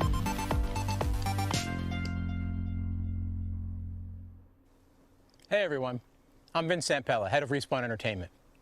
When we set out to create Medal of Honor Above and Beyond, we knew we wanted to bring the series back to its roots. The Medal of Honor franchise is known for its powerful and exciting single-player stories that put the player in the boots of a Medal of soldier Honor who is is dead. back. What the fuck? It's a series that is grounded in history, which tells emotionally authentic stories. Was this game already announced? Peter Hirschman, who directed the original Medal of Honor in 1999, is back at the helm of this project. You'll hear more from him in just a bit. Peter and I actually worked together on Medal of Honor Allied Assault in 2002, and I'm really happy he's joined us at Respawn to craft a completely new experience in VR. The team is creating a riveting and emotional journey through World War II like you've never seen or played.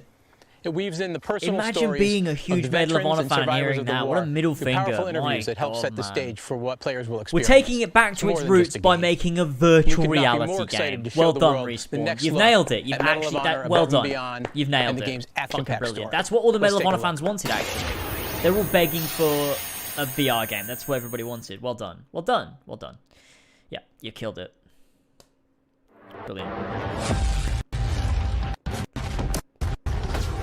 I know this is the first time some of you will see combat. I know you're scared. Let me be clear with all of you. Looks like shit. I'm scared too. Why does this look like a fucking PS3 game? What's going on? Welcome to France, gentlemen. I lead the local resistance cell. Something big is happening inside Gestapo headquarters, and we don't know what it is. VR, don't get me wrong, VR is really cool, but it's still a gimmick.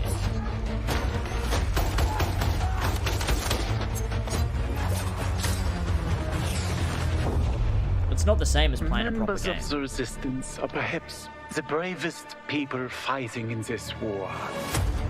But you really should stop. There is no future in it. Sorry to interrupt, Lieutenant.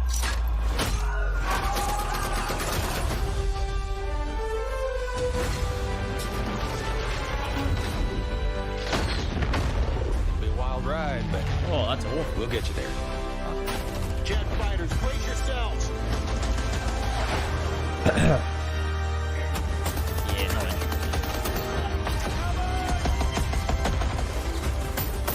Like I said, boom. Doesn't even look like Medal of Honor. There are things, as people, I'm willing to sacrifice myself for.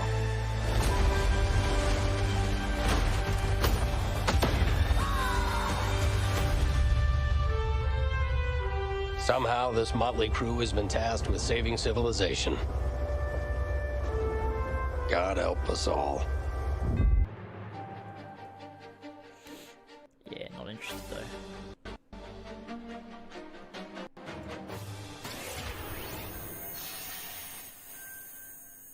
Thank you so much, Vince. That looks incredible. And now we're here with Respawn Why Entertainment's is it so Peter quiet? Hirschman, game director on Medal of Honor Above and Beyond, to talk more about their new VR experience. Peter, I gotta say, the trailer really grabbed me. Such an incredible story that you're telling to. Yeah, tell that us a was bit an about this incredible story. single-player experience. What can we expect? Engaged. Well, Jeff, thank you for having us on the show. I'm representing a whole team back at Respawn that's been working really hard on this, and it's so exciting to premiere the trailer with you. Medal of Honor, going back to its roots, was always about putting the player in the boots of a soldier fighting in World War II. And with VR, we're able to do that in almost a literal way. It's definitely the most immersive experience, most immersive combat experience I've ever been able to work on. And the story follows you as a player being recruited into the Office of Strategic Services, commonly known as the OSS. And their mission was sabotage, espionage, search and rescue, everything in between. You name it, they did it. And they're known by a different set of initials now, the CIA. But during World War II, they sent operatives all over Europe, deep behind enemy lines. And that allows us to tell a story where you get to go to these places and locations and participate in events that really helped shape the outcome of the war. One of the things I love about the trailer is you can tell there's a lot of interactivity in the environment, emergent game player. You got the piano and other things in there. Tell us a bit about how you're using that to tell the story. It seems like it's all kind of through a first-person perspective, but there are some story sequences. How do you tell the story? Oh, well, we shot over 120 pages of narrative, which is more than some feature films. We had a huge international cast of phenomenal actors. And it was fantastic. And the story follows a classic three-act structure. Act one is working with the French resistance, getting ready for the invasion. Act two is D-Day itself and the fight to get to Berlin. And then the third act is dealing with the Nazi secret weapon program, which involved things like the 262 jet and the V2 rocket and things that could have really turned the tide of the war if we hadn't stopped them. So you get to go on this journey, this story. And the story is shot all from your perspective. Because it's VR, your head is the camera. We don't have cutscenes, we don't have edits. Everything revolves around your perspective. So you experience this story completely in first person as if you are there. So it creates a much more intimate and emotional connection with the characters and the things going on around you. It was an incredible way to shoot. One of our animators stood in for the the player throughout the 3 weeks that we were on stage. And all the actors I want to end this ball stop playing some Halo. I'd love to. Directly. And in VR, it's such a powerful thing. It's all about building that emotional connection, and it just makes the experience all more authentic. Well, you and Vince, I know this series is really close to your heart, and I'm like, wow, there's so much there to experience. It looks really rich and detailed, obviously authentic as well. Paying tribute to everyone that was involved in the war. I wanted to ask you also about multiplayer, which is something that Respawn is really known for, and you've had a great single player experience, but I hear you might also be doing MP too? Oh, well, yeah. I mean, the thing about VR is that, I've spent we've known each other a long time. So much of your career trying to map natural human movements to a controller, and just figuring out things like making feel good, and one of the hardest ones is leaning. And in VR, you know how you duck? You just duck. And how you lean in VR, you just lean. And so the ability to lean around a corner, just kind of peek around the corner and see where the bad guy is just, it heightens the tension so much. It makes it feel all the more real. And when you put that into a multiplayer experience, it just raises it to a whole nother level. So we are shipping, in addition to the campaign, we are shipping a full suite of VR modes, including a few that you can only do in VR. And we're really excited about people playing those. It's not just VR? Wow, well, definitely a full-blown VR experience. I gotta say, I'm really excited to put the headset on and try this, and it's coming out later this year, right? Coming out holiday, so yeah, fasten your seatbelts. We are so excited to bring it to players. We've been working on it a long time. Like you mentioned, it's a passion project for Vince and I and everyone at Respawn. It's a wonderful full circle. But they said experience it's for a lot of us that started our careers working on those original. Why they going back first one and Allied Assault, and now to be able to bring Above and Beyond to a whole new generation is one of the most exciting things we've been involved with. Awesome. Thank you so much, Peter. Opening Night Live will be right back, and in the meantime, here's a look at a new game that is launching tonight. The world was broken, fractured by the magic the Vow Keepers said they would protect us from. Spellstorms still rage across the ruins of the Hollowlands. This is proof, they said. It isn't safe. It can't be controlled. Magic cannot be used.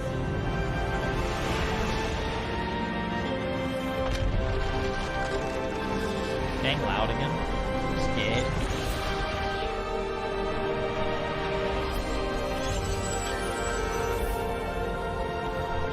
But I am a battle mage. Battle mage. I have broken my vow, and now I fight to break free. Fucking hell. Why does that not Crush 40? What's going on?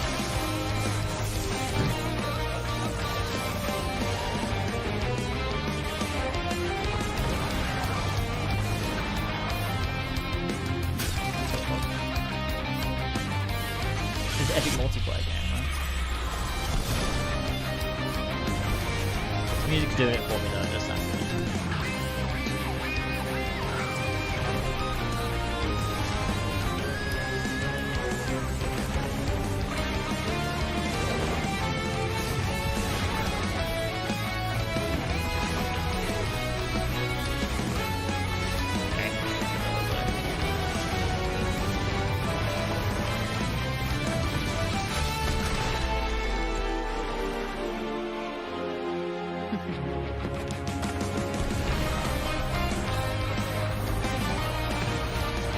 Wild boys.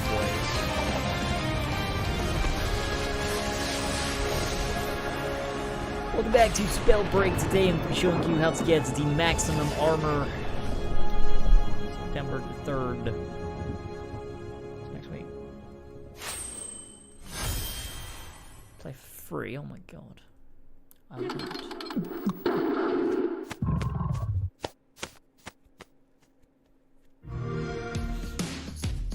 Got the Game Pass.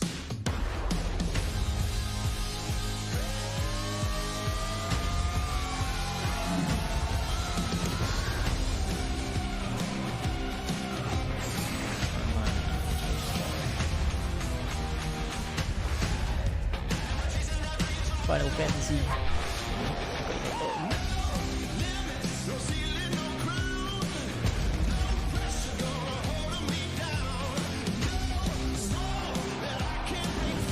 Game Pass is sick.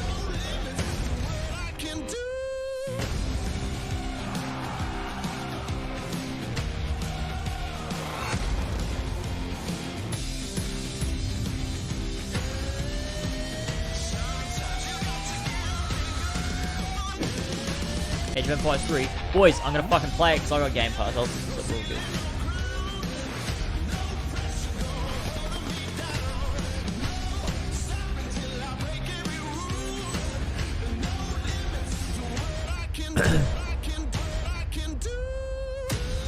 You bet games are taken off Game Pass all the time.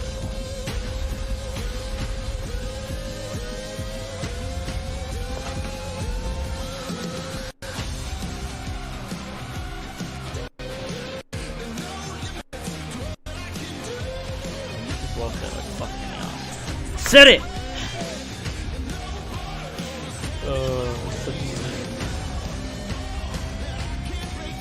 I'm so bored.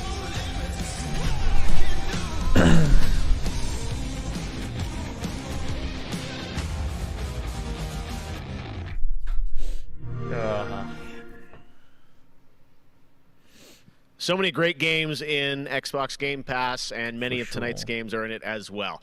Every year at Gamescom, we like to highlight some incredible games made in Germany. And tonight, we have a special announcement about one of the most legendary German games of all time, created by Factor 5. Assassin's Creed. I don't know why I find that so funny. That's so dumb. 最初タリカンの音楽を聴いた時に曲が素晴らしいだけじゃなくてアミガのサウンドそのものも素晴らしいと思いましたね。日本じゃ本当に聴いたことがなかった音楽でした。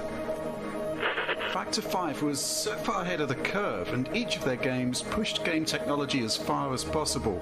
I'd say they're one of the greatest indie developers of all time. サウンドはすごいわ、グラフィックは綺麗だわ、ゲームプレイも滑らかで満足いくものだわで、本当にすごかった。今回タリカンのコレクションが出るってことをとても嬉しく思っているし、これはまた当時みたいにみんなに見せて歩きたいなと思っています。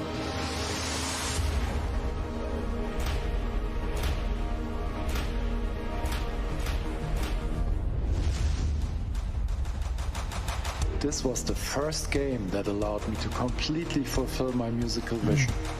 It defined my career, and the fans have been there ever since. To this day, it's one of my proudest works.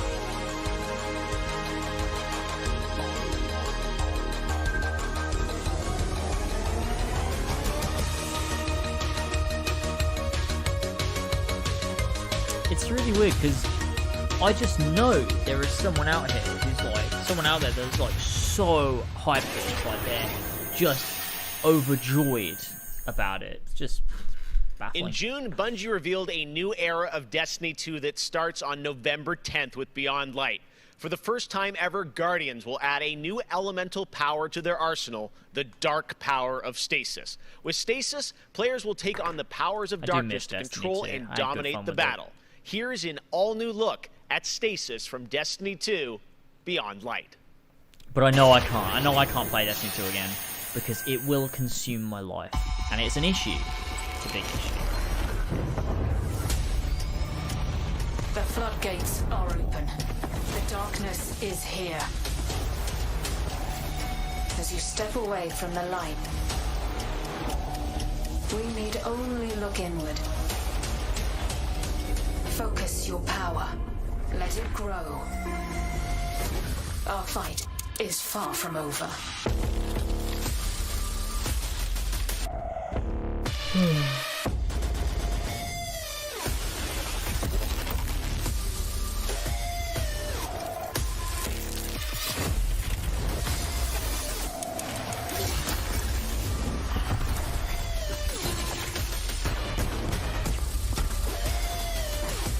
just seeing Destiny again, like, brings back all those memories of 2017. Or 2018? Fuck, when did Destiny come out? Let them come. This is their fate. One after another. It was 2017. Yeah, definitely. Yeah.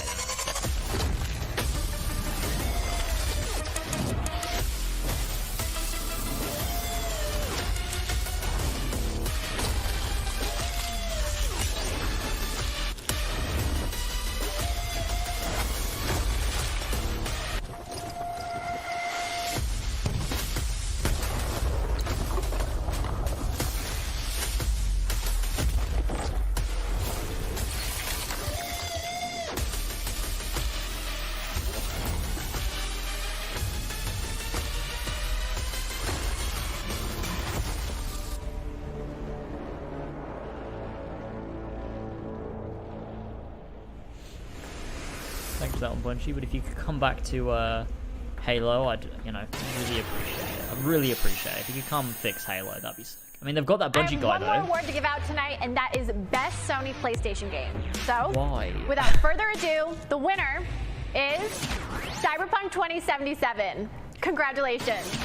What's that even mean? There are even more awards the than the best ones PlayStation game so check is out Cyberpunk. The Gamescom Awards user voting, where you can vote for your favorite streamer, Gamescom's It's nonsensical, most man. wanted, I and don't Best get of it. Gamescom. The winners will be revealed at Gamescom Best of Show, along with cool cosplayers, Cyberpunk esports, just and more. won So tune best in PlayStation on Sunday, game. August 30th at 8 p.m. Central European Time to see the grand finale of this year's Gamescom, where we give gamers the stage.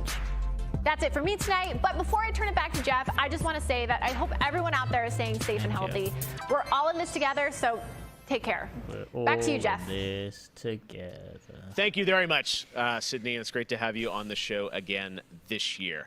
All right, well, a lot of people have been wondering, what will the next generation of gaming feel like? How will it be different?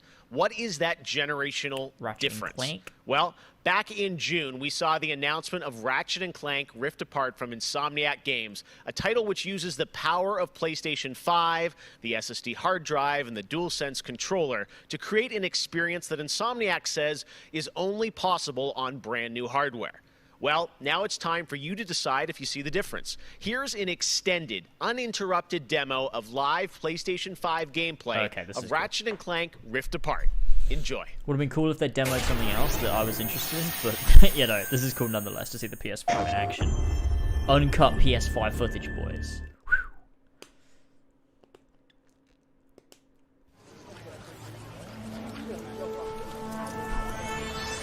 Captured on PS5. Oh my god. Don't lag out now.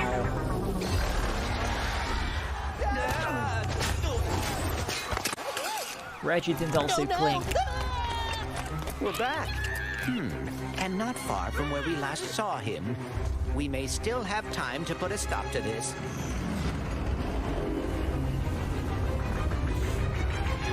Hey, I think I found the bomb bags. Oh dear.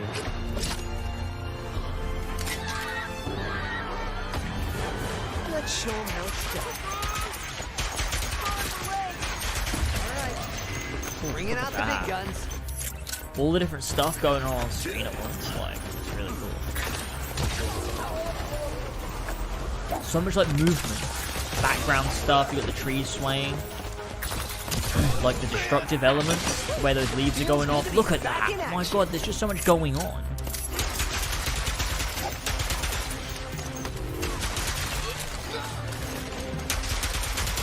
There's birds in the background as well. Got the cars and stuff in the distance. The train's pulling away. Let's go. I can only imagine how you'll utilize this in, something else.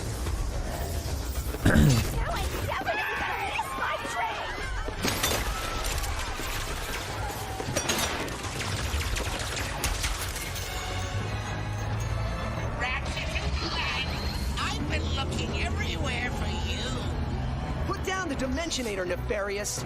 Put down the Dimensionator. Yeah, right. Today I will finally be free of the both of you. Soon, everything you see will be mine. Say goodbye.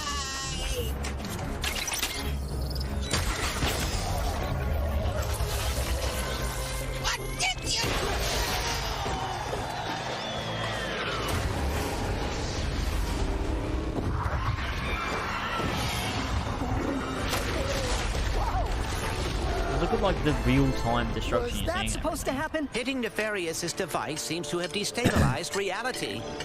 The bridge is shot. There has to be another way across. The rifts appeared to react to your device.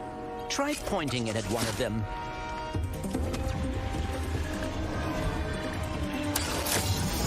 Look at that instant rendering of like the new area. Games before trade.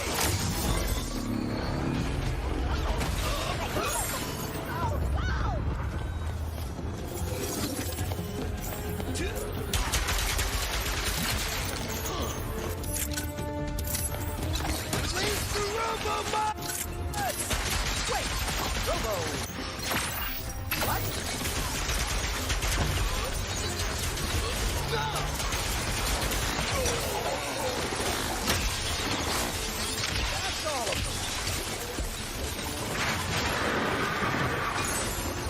It's just so cool how much is able to happen on screen at I had once. imagined. Like, this is not, you know, something you could do on current gen. Sand sharks from above.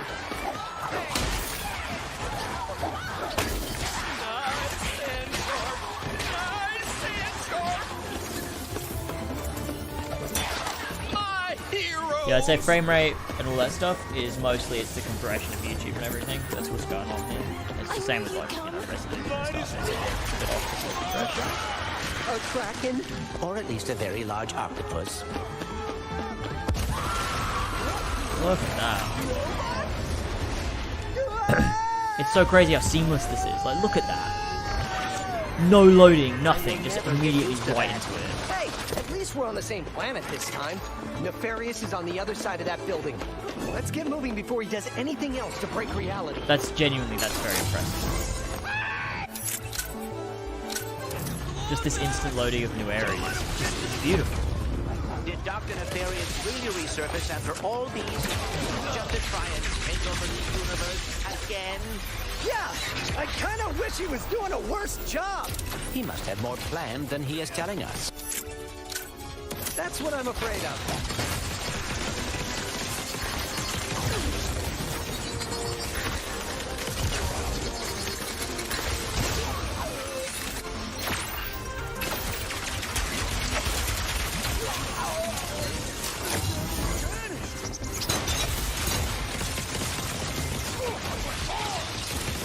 Can't wait to see what's new.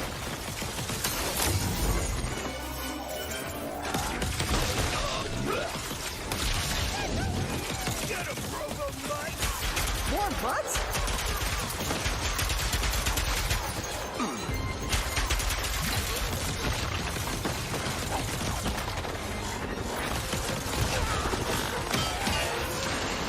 There's so much to take in.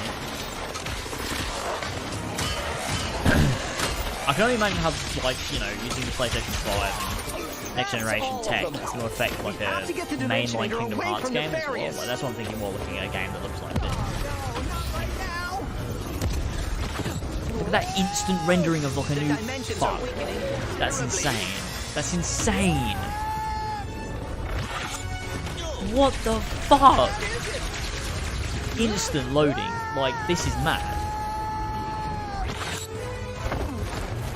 Well, it is certainly not good. This is fucking wild. It's fucking wild.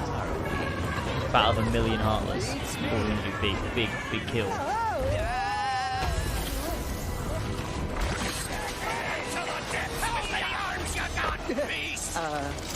We've been boarded! Get off me, you foul creature!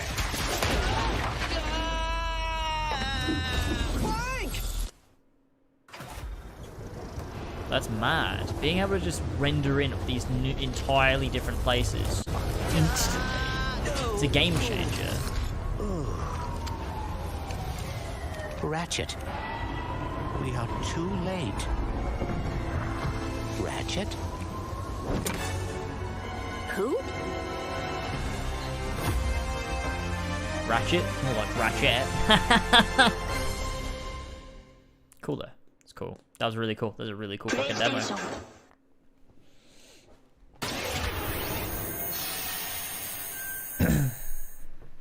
There you have it, Ratchet and Clank, Rift Apart, and now I am joined by Marcus Smith and Mike Daly from Insomniac Games. Guys, it was so great to see that long, uninterrupted demo of Rift Apart, and I have so many questions. It's amazing to see what you're doing with the power of PS5 and the SSD. Let me ask you first, Marcus, what are you able to do with Rift Apart that you haven't been able to do before in a Ratchet game because of the power of PS5? I mean, I wonder if there'll be one more thing. I don't think there will be. Enables us to fill our worlds with the kind of density and life that we've never been able to do before. More importantly, perhaps, though, is the dimensional shifting that we have going on, which uses the SSD that allows us to fling the player from planet to planet to planet, lightning fast, like way, way faster than anything we've ever been able to do before. Yeah, the Rift tether, we saw that in the demo. We had seen some of that in the trailer. So that's all actual gameplay. Mike, I'm curious, like how does that work as you kind of play through the game? Are there certain moments and levels where you can jump, or how do you play through that? Yeah, so in the game, there is dimensional damage spread throughout the galaxy that Ratchet and Clank have to find a way to fix. And you can find these weak points in space-time that you can pull to you with your Rift tether. It's like being able to lasso a portal. And that enables you to basically like warp across the world to find new places to discover or gain a tactical advantage in combat. Wow, yeah, I got to say, like when you see that and you imagine the jumping from multiple worlds at instantaneously almost, and it sounds like there's no load screens throughout the entire game. That's right. We're going seamless. That's right. Yep. Wow, all right. You so confident, both of you say it. I like it. Now, let me ask you about DualSense. That's something that is a big part of PS5. I've had a chance to hands on with the controller, with the adaptive triggers and the haptics. How are you using that to sort of impact the gameplay of Rift Apart? So at the heart of every Ratchet and Clank game is a powerful arsenal of weapons that just exude a ton of personality. And the DualSense is sort of like, it feels like it was made for Ratchet and Clank just because the haptics give us a whole new layer for the weapons to express themselves. So for example, your burst pistol, of course it gives you like a satisfying click or kick with every bullet. But when you throw the shatter bomb, you can actually feel the energy pulsing off the grenade fade away as it gets further apart from you. Basically, the haptics are expressive enough that every weapon feels different and you can tell what you're holding. But of course, the adaptive trigger like takes that to a functional level where, in addition to the trigger pull feeling unique, we can actually use that as a super intuitive way to add alternate functions to the weapons. So, for example, in the demo, we've got the Enforcer, which is a double-barreled shotgun. You can pull the trigger part of the way down until you hit resistance to fire a single barrel, and then whenever you feel like it's the right time, pull it the rest of the way for a double shot. So you might be swarmed by a bunch of little enemies. You only want to waste one shot on, and then wait a minute for even more to swarm in before finishing them off. But a big guy, you probably want to just give both barrels to right away. So there's a nice intuitive way of basically raising the skill ceiling and giving you more ways to play better. Wow, no, I'm excited to see how you guys are going to roll that out across what I'm sure are an insane, group of weapons as always. Plot-wise, Marcus, tell us a bit about this game. I think some fans have wondered, does this tie into the movie plot line, the game plot line? Like, tell us in the Ratchet-verse where this sits. Yeah. Well, canonically, this is an extension of Ratchet and Clank Into the Nexus, the 2013 game. But it's a standalone adventure, so it's one that, even if you've never played a Ratchet and Clank game, you can get into it and you'll understand it and you'll enjoy it. For hardcore fans, we have a lot of nods. You're gonna see a lot of returning characters and planets and see them all through a whole new light of multiple dimensionality. Yeah, no, this Rift tether thing I think looks really exciting. And how often, is that something we saw in the demo? Is that something you're going to see frequently in the game? Are there special moments? I guess I'm curious how often you use that technique for gameplay. So the Rift tether has created these anomalies all throughout the galaxy. You'll encounter those pretty often. There's even a few more types of dimensional damage you'll encounter that we haven't shown yet. Okay. Now, being pulled between worlds, that's localized to chasing after Dr. Nefarious in the demo.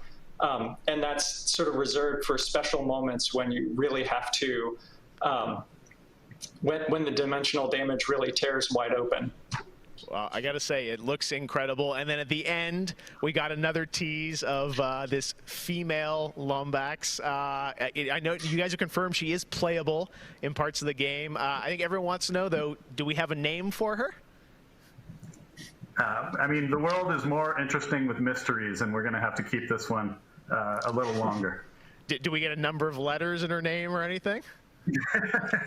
Too many smart people on the internet. They'll figure it out right away. She's not named Abby, though, right? All right, well, we'll have to wait and see what you guys have in store for us. I got to say, I mean, it looks incredible. The Ratchet games are always so much fun. And as you said, when you think of the power of SSD and the DualSense all coming together, it looks really exciting. Before we go, though, I think everyone around the world wants to know when we're going to get to play this game. Anything you can share with us on where you're at in development right now? Mike?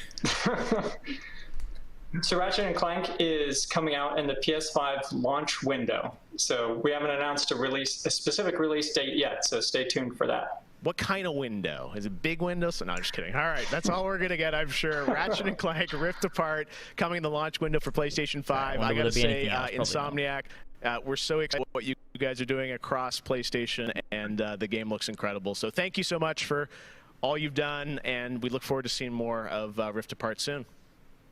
Thanks, Jeff. Take care. All right, Marcus and Mike from Insomniac, thanks for showing us that first look at Ratchet and Clank or PlayStation 5. And that's going to do it for Opening Night Live. Thank you so much for watching from around the world, and make sure to stay tuned all weekend for more live Gamescom coverage at Gamescom.global. As for us, we'll see you later this year for the Game Awards 2020. That'll be fun. Our team is hard at work to build a very special live show for you coming in December.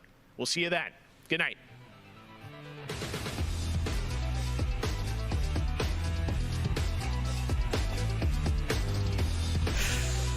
Yeah, that was mostly not too good, to be honest with you. Mostly not too good.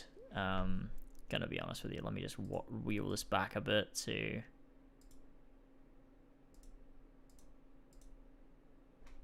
when it was just going to the screen. There we go. Yeah, that was just a bit shit, wasn't it? Let me just get these ads, not ads, what are they called? Is it time for the bit of stones? Not yet. These games make me wanna actually go and get alive. Yeah, well, you know. You just play the game because you don't fucking care about the passion these people put into the story, and all you care about is just the action in game. Not all games need to be all action. The rest of us gamers play these games for the story and gameplay. Assassin's Creed is a good franchise. Assassin's Creed is a good franchise. Assassin's Creed is a good franchise. I shouldn't have made this so long. Assassin's Creed is a good franchise. Assassin's Creed is a good franchise. Assassin's Creed is a good franchise. Assassin's Creed is a good franchise. Okay, thank you for the donations, though. H-Bart's there and Creed Addict once again. Thank you. This is real cinema. This is real cinema. But there we go. That was a hit or miss show. It was 2 hours of a lot of bad, but there were some good things. The source of the song, it was from a Donkey video. Video game Donkey. I forget, was it Assassin's Creed is boring? Is it from that video? I don't remember, but there was like a thing, I don't remember. Someone like made it into a remix or something, and he used it in a video, I think. Something like that. I don't remember. It's funny though, it's pretty funny. It's based on a YouTube comment. It's based on a YouTube comment that ends with the N-word. Someone, like, it's just like, you obviously don't understand Assassin's Creed, blah, blah, blah, N-word. Like, yeah, it's fucking aggressive. But, yeah, I decided I'd make it it's from his Origins video. Yeah. That's the one. Yeah, it's funny shit. It's good shit. Anyway, yes, so, I mean, Lego Star Wars looks really, really good. Don't get me wrong. 12 minutes. That's going to be Xbox's best exclusive whenever that drops. Ratchet and Clank running on the PlayStation 5 looked really, really good. That was really great. I I feel like there was something else. There was something else that was really cool there. But I don't remember what it was. I feel like there was something else. There was like one more thing. Oh, Dragon Age. Yeah, that was interesting. I felt it was one more like major thing than I remember. Oh, Mafia looked good as well. So that was cool. Fall Guys Season 2, yeah, there were some good things there, but there were no like major things that made you go, oh, this is so sick. So yeah, that's just what we've been missing a lot of, really. I feel like companies have been, because E3's not here, I feel like companies have been just throwing announcements up on Twitter and then dropping gameplay like a week after. And there's never that sense of like, oh my god, what a cool reveal, because you never get reveals anymore. The reveals are all done through Twitter. Like, they just throw the logo of the game up on Twitter or like a poster or something, and then they're like, oh, new game, and like that's it. That's all you get. So then you get gameplay or a trailer a few days later, and so the reveal's done. There's no hype in revealing a game. You're just getting to see what it looks like, and there's kind of no excitement there for that. So, you know, surprise is what make these events. If you're going to do these events, there's got to be surprise. If it's just covering things we've already seen, there's not a great deal of interest there. So, you know, when it comes to things like the PlayStation 5 event where we got an announcement of Spider-Man Miles Morales and Horizon 2, that was huge. That was so exciting, and that was cool. But a lot of these haven't had that. A lot of these have just been follow-ups to announcements we've had just dropped on social media. And I feel like that's a big thing we're missing, because people aren't, you know, doing this around E3. And I think that's what E3 brings, is people bring their best game when E3's, you know, when E3 is in the works. And all the companies come to E3 and we get these huge announcements and everyone trying to outdo each other and like drop these big surprises, and like that's really fun. But we didn't really get that here, or we didn't get that at like the Xbox event, or we didn't get that at State of Play, or whatever it might be, you know, or Ubisoft Forward. Like, we're just missing out on these, you know, these major reveals and major big surprises, and I think that's what makes these events so fun. So that's sort of what makes it a bit more disappointing when you watch something like this and you're like, yeah, like it was fine, like some of the stuff was cool to see, but like, did it need an event? Not really. Like, you could have dropped a lot of this gameplay just on YouTube and I would have checked it out and thought it was just as cool as I did here. These events really are made for big reveals, because if you don't have a big reveal, what's the point in the event? But they're seeming to be doing it the other way around. Like, rather than dropping the gameplay on YouTube so people can just get access to it right away, they're putting it in a show. And instead of putting the big reveals in a show, they're just doing those on Twitter. And it should be the other way around. Like, they should do the big reveals in these live shows so everyone gets super hyped, and then you drop the gameplay afterwards on YouTube or Twitter or whatever it might be. So I think it's just a weird structure of doing it, and it's been odd this year, just probably very due to COVID, so it's difficult, because obviously E3's not there, but on top of that, people planning these shows, like, you know, sorting them out, editing them, making sure there's the content to put in, and I just don't think it's there this year. Which is a shame, but we're going to be having some more events. Like, I'm pretty sure next month there's another Ubisoft Forward, right? That's next month. And then State of Play as well, and I think Xbox might be doing something, so we'll have some stuff next month, and hopefully we'll get some big things. And I mean, Ubisoft's Prince of Persia has already been ruined, because everyone already knows it's coming, so that's been entirely ruined, so that's not going to be a surprise anymore, because Jason Schreier confirmed that the leak is basically true, so we're getting a new Prince of Persia, but it will likely be an online co-op looter RPG, so it doesn't matter anyway. Prince of Games as a Service, my favorite game, love it, get all the loot. Will Warner Brothers have something? I have no idea, but who knows what's happening with the Harry Potter game.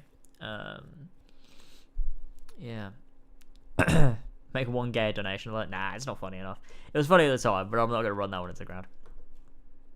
I think Prince of Persia VR is a separate thing. I think that's a separate thing, but they're doing a proper Prince of Persia as well.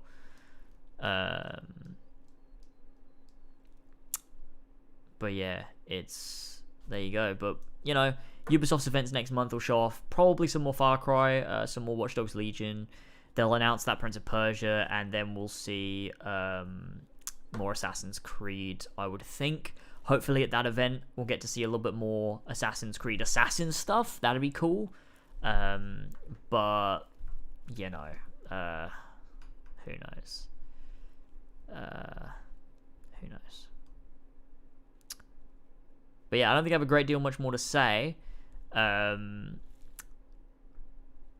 think that's pretty much it. My favorite thing obviously was Lego Star Wars, and 12 minutes up there too. Really, really cool. But that is it for now. I'll see you guys tomorrow on Lasers Live for more Halo 3 ODST. We'll finish it tomorrow, so that should be good stuff. I was just my life path for Cyberpunk. Probably gonna go with Nomad. I think I'm pretty much sold on Nomad. But yeah, that's it. I think that's it for me today. But I'll see you tomorrow over on Lasers Live, and we'll be playing some more Halo 3 ODST. So we'll wrap up Halo 3 ODST tomorrow, and then on Saturday or Sunday, depending on which day, I'll probably do some Kingdom Hearts 2, because I was meant to do KH2 today, but obviously this stream happened, so I haven't. But what I might do is Saturday or Sunday do some more Kingdom Hearts 2. And obviously tomorrow's Halo 3 ODST, and then Monday we'll move into Halo 3 and go back to our usual streaming routine. But I'm going to keep working on this Ghost of Tsushima script and eventually get that video sorted and get it out. I've got a bit more drive to do it now because I've got some good sponsors coming in. Ridge have sponsored me again, which is really cool. They're a great company to work with, and they also do great products. And then Skillshare as well has sponsored me again, so I'll be doing some more stuff with those guys, so that'll be cool. And like I said, if you haven't already signed up for a free trial using my Skillshare link, you definitely should. I'll grab it real quick. Even if you don't intend to use Skillshare, which you should, because it's actually a pretty cool service. It could, you can learn a lot of good things. But if you got a spare couple minutes, real quick, let me just post the link in chat.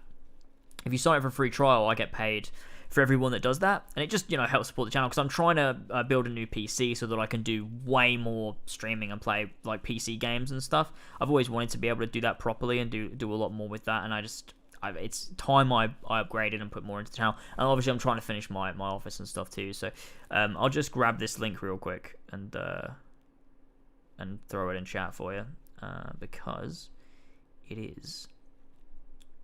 be super helpful. So let me just...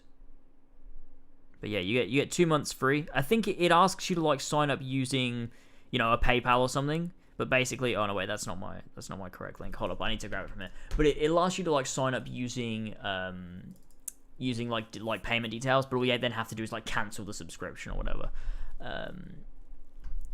Obviously, so you don't actually have to pay.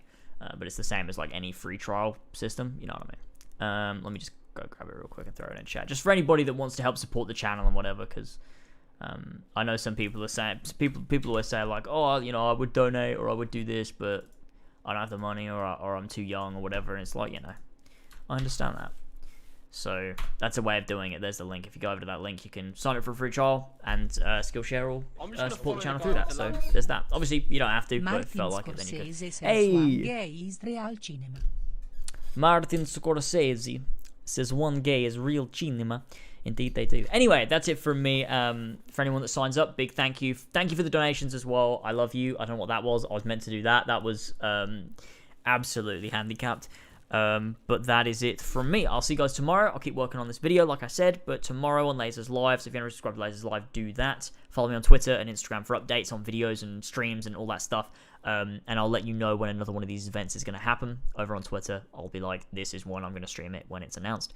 And that's that. So next video will be Big Ghost of Tsushima video, and then after that, I'll have The Witcher 3 Hearts of Stone 5 years later, followed by Assassin's Creed Brotherhood 10 years later. So that's a few projects, and then Valhalla will be out, then Cyberpunk will be out. All these games will start coming out, and I'll have to figure out what I'm going to do for those in terms of content and streaming and all that stuff. But like I said, Twitter is the place to stay up to date with all that stuff if you're interested. Big thank you to the community. Big thank you to everybody. Love you all so much. You're all fucking fantastic. These streams are always a good time. And if you haven't already joined the Discord, you can do. The link's down below in the bloody Discord link description in the fucking thing below me. Shut up. There, you could do that. But I will wrap things up now, and I will catch you all bloody next time, boys. See you later. Have a good one. Bye-bye.